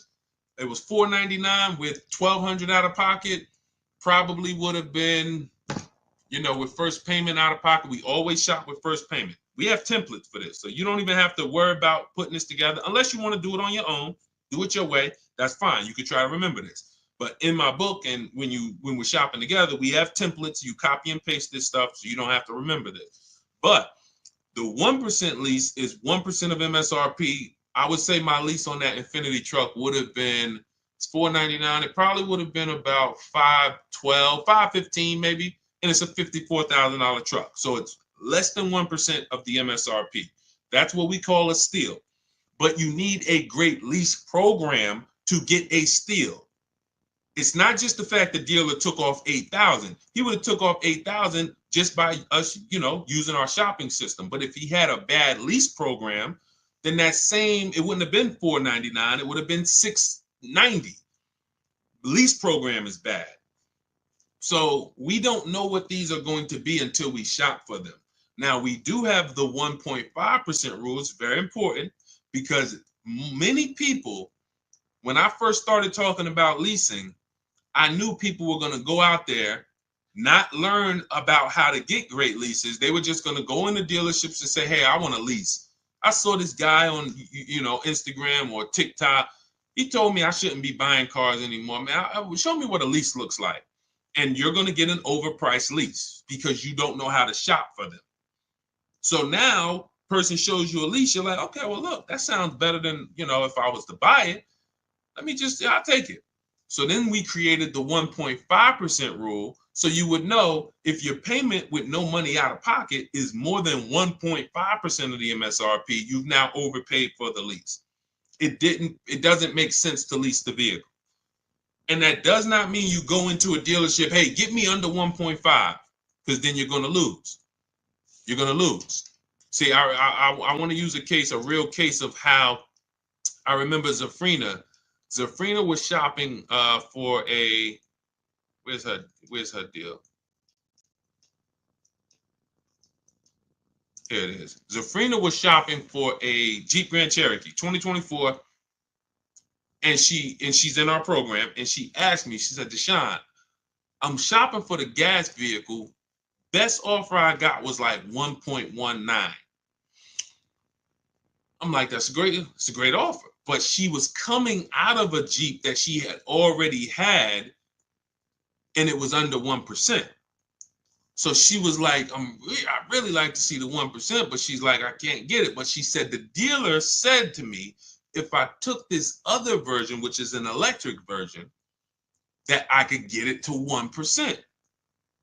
And then I said, well, if you're going to change vehicle, you now need to run the process for that vehicle to see what the best offer is. Don't let that dealer flip you from a regular one to an electric and then tell you, well, I'll get you to the 1%. No, run the offers now and see what the below market price is on the electric. She did it. It didn't take her more than a day. She hit me back in our group and she said, look, I picked this up, end up getting a 0.88% lease, $579 a month, $66,000 vehicle. That is why we never go in telling people, hey, get me to 1%, get me to 1.2, get me to 1.5. No, that is the way to overpay. We sit at home, we get our offers, we work the system, and then we let the best deal reveal itself. When Milligan saved, look, I'm going to go back to Milligan.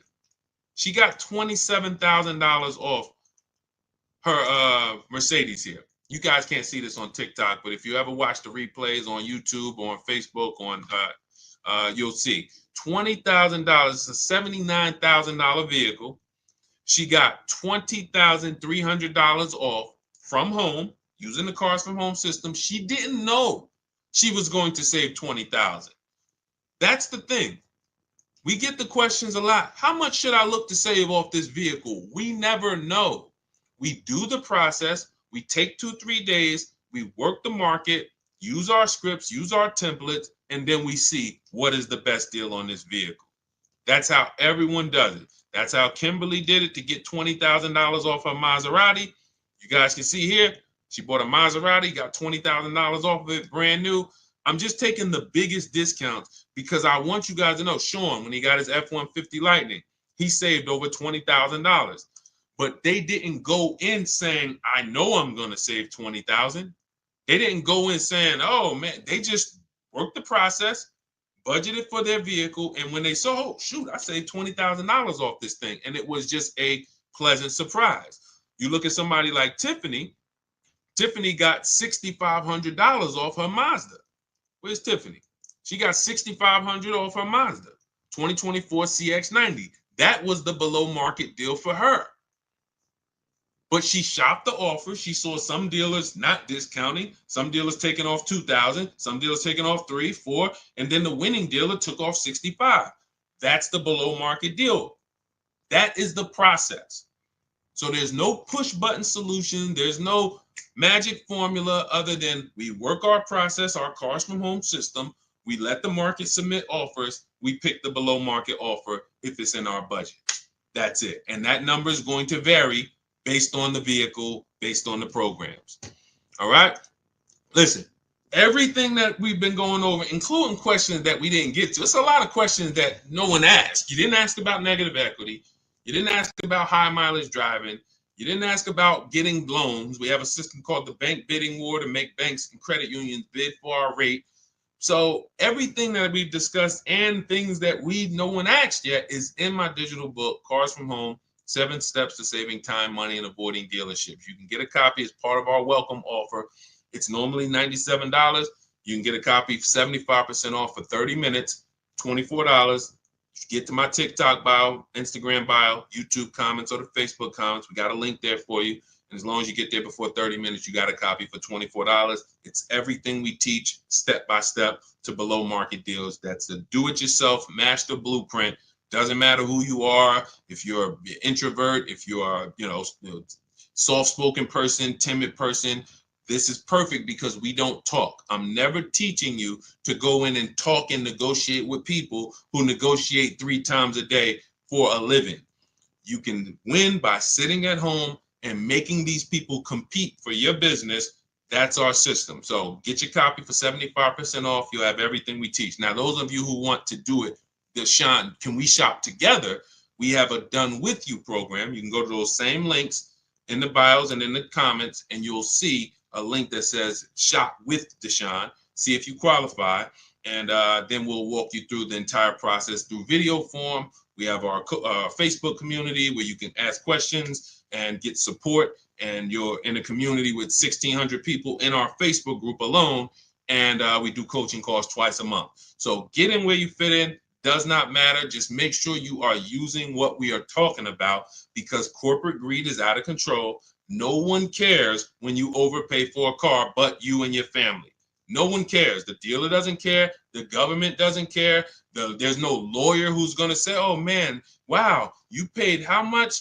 Man, I'm going to help you get that money back. Nobody cares. So we make sure we arm ourselves with the right information so that we make sure when we shake our hand and drive off in that new car, we guarantee we didn't leave any money on the table. That's what I want for you. So God bless you. I will check back in soon. We'll be, see you on another stream, and keep unlearning and relearning.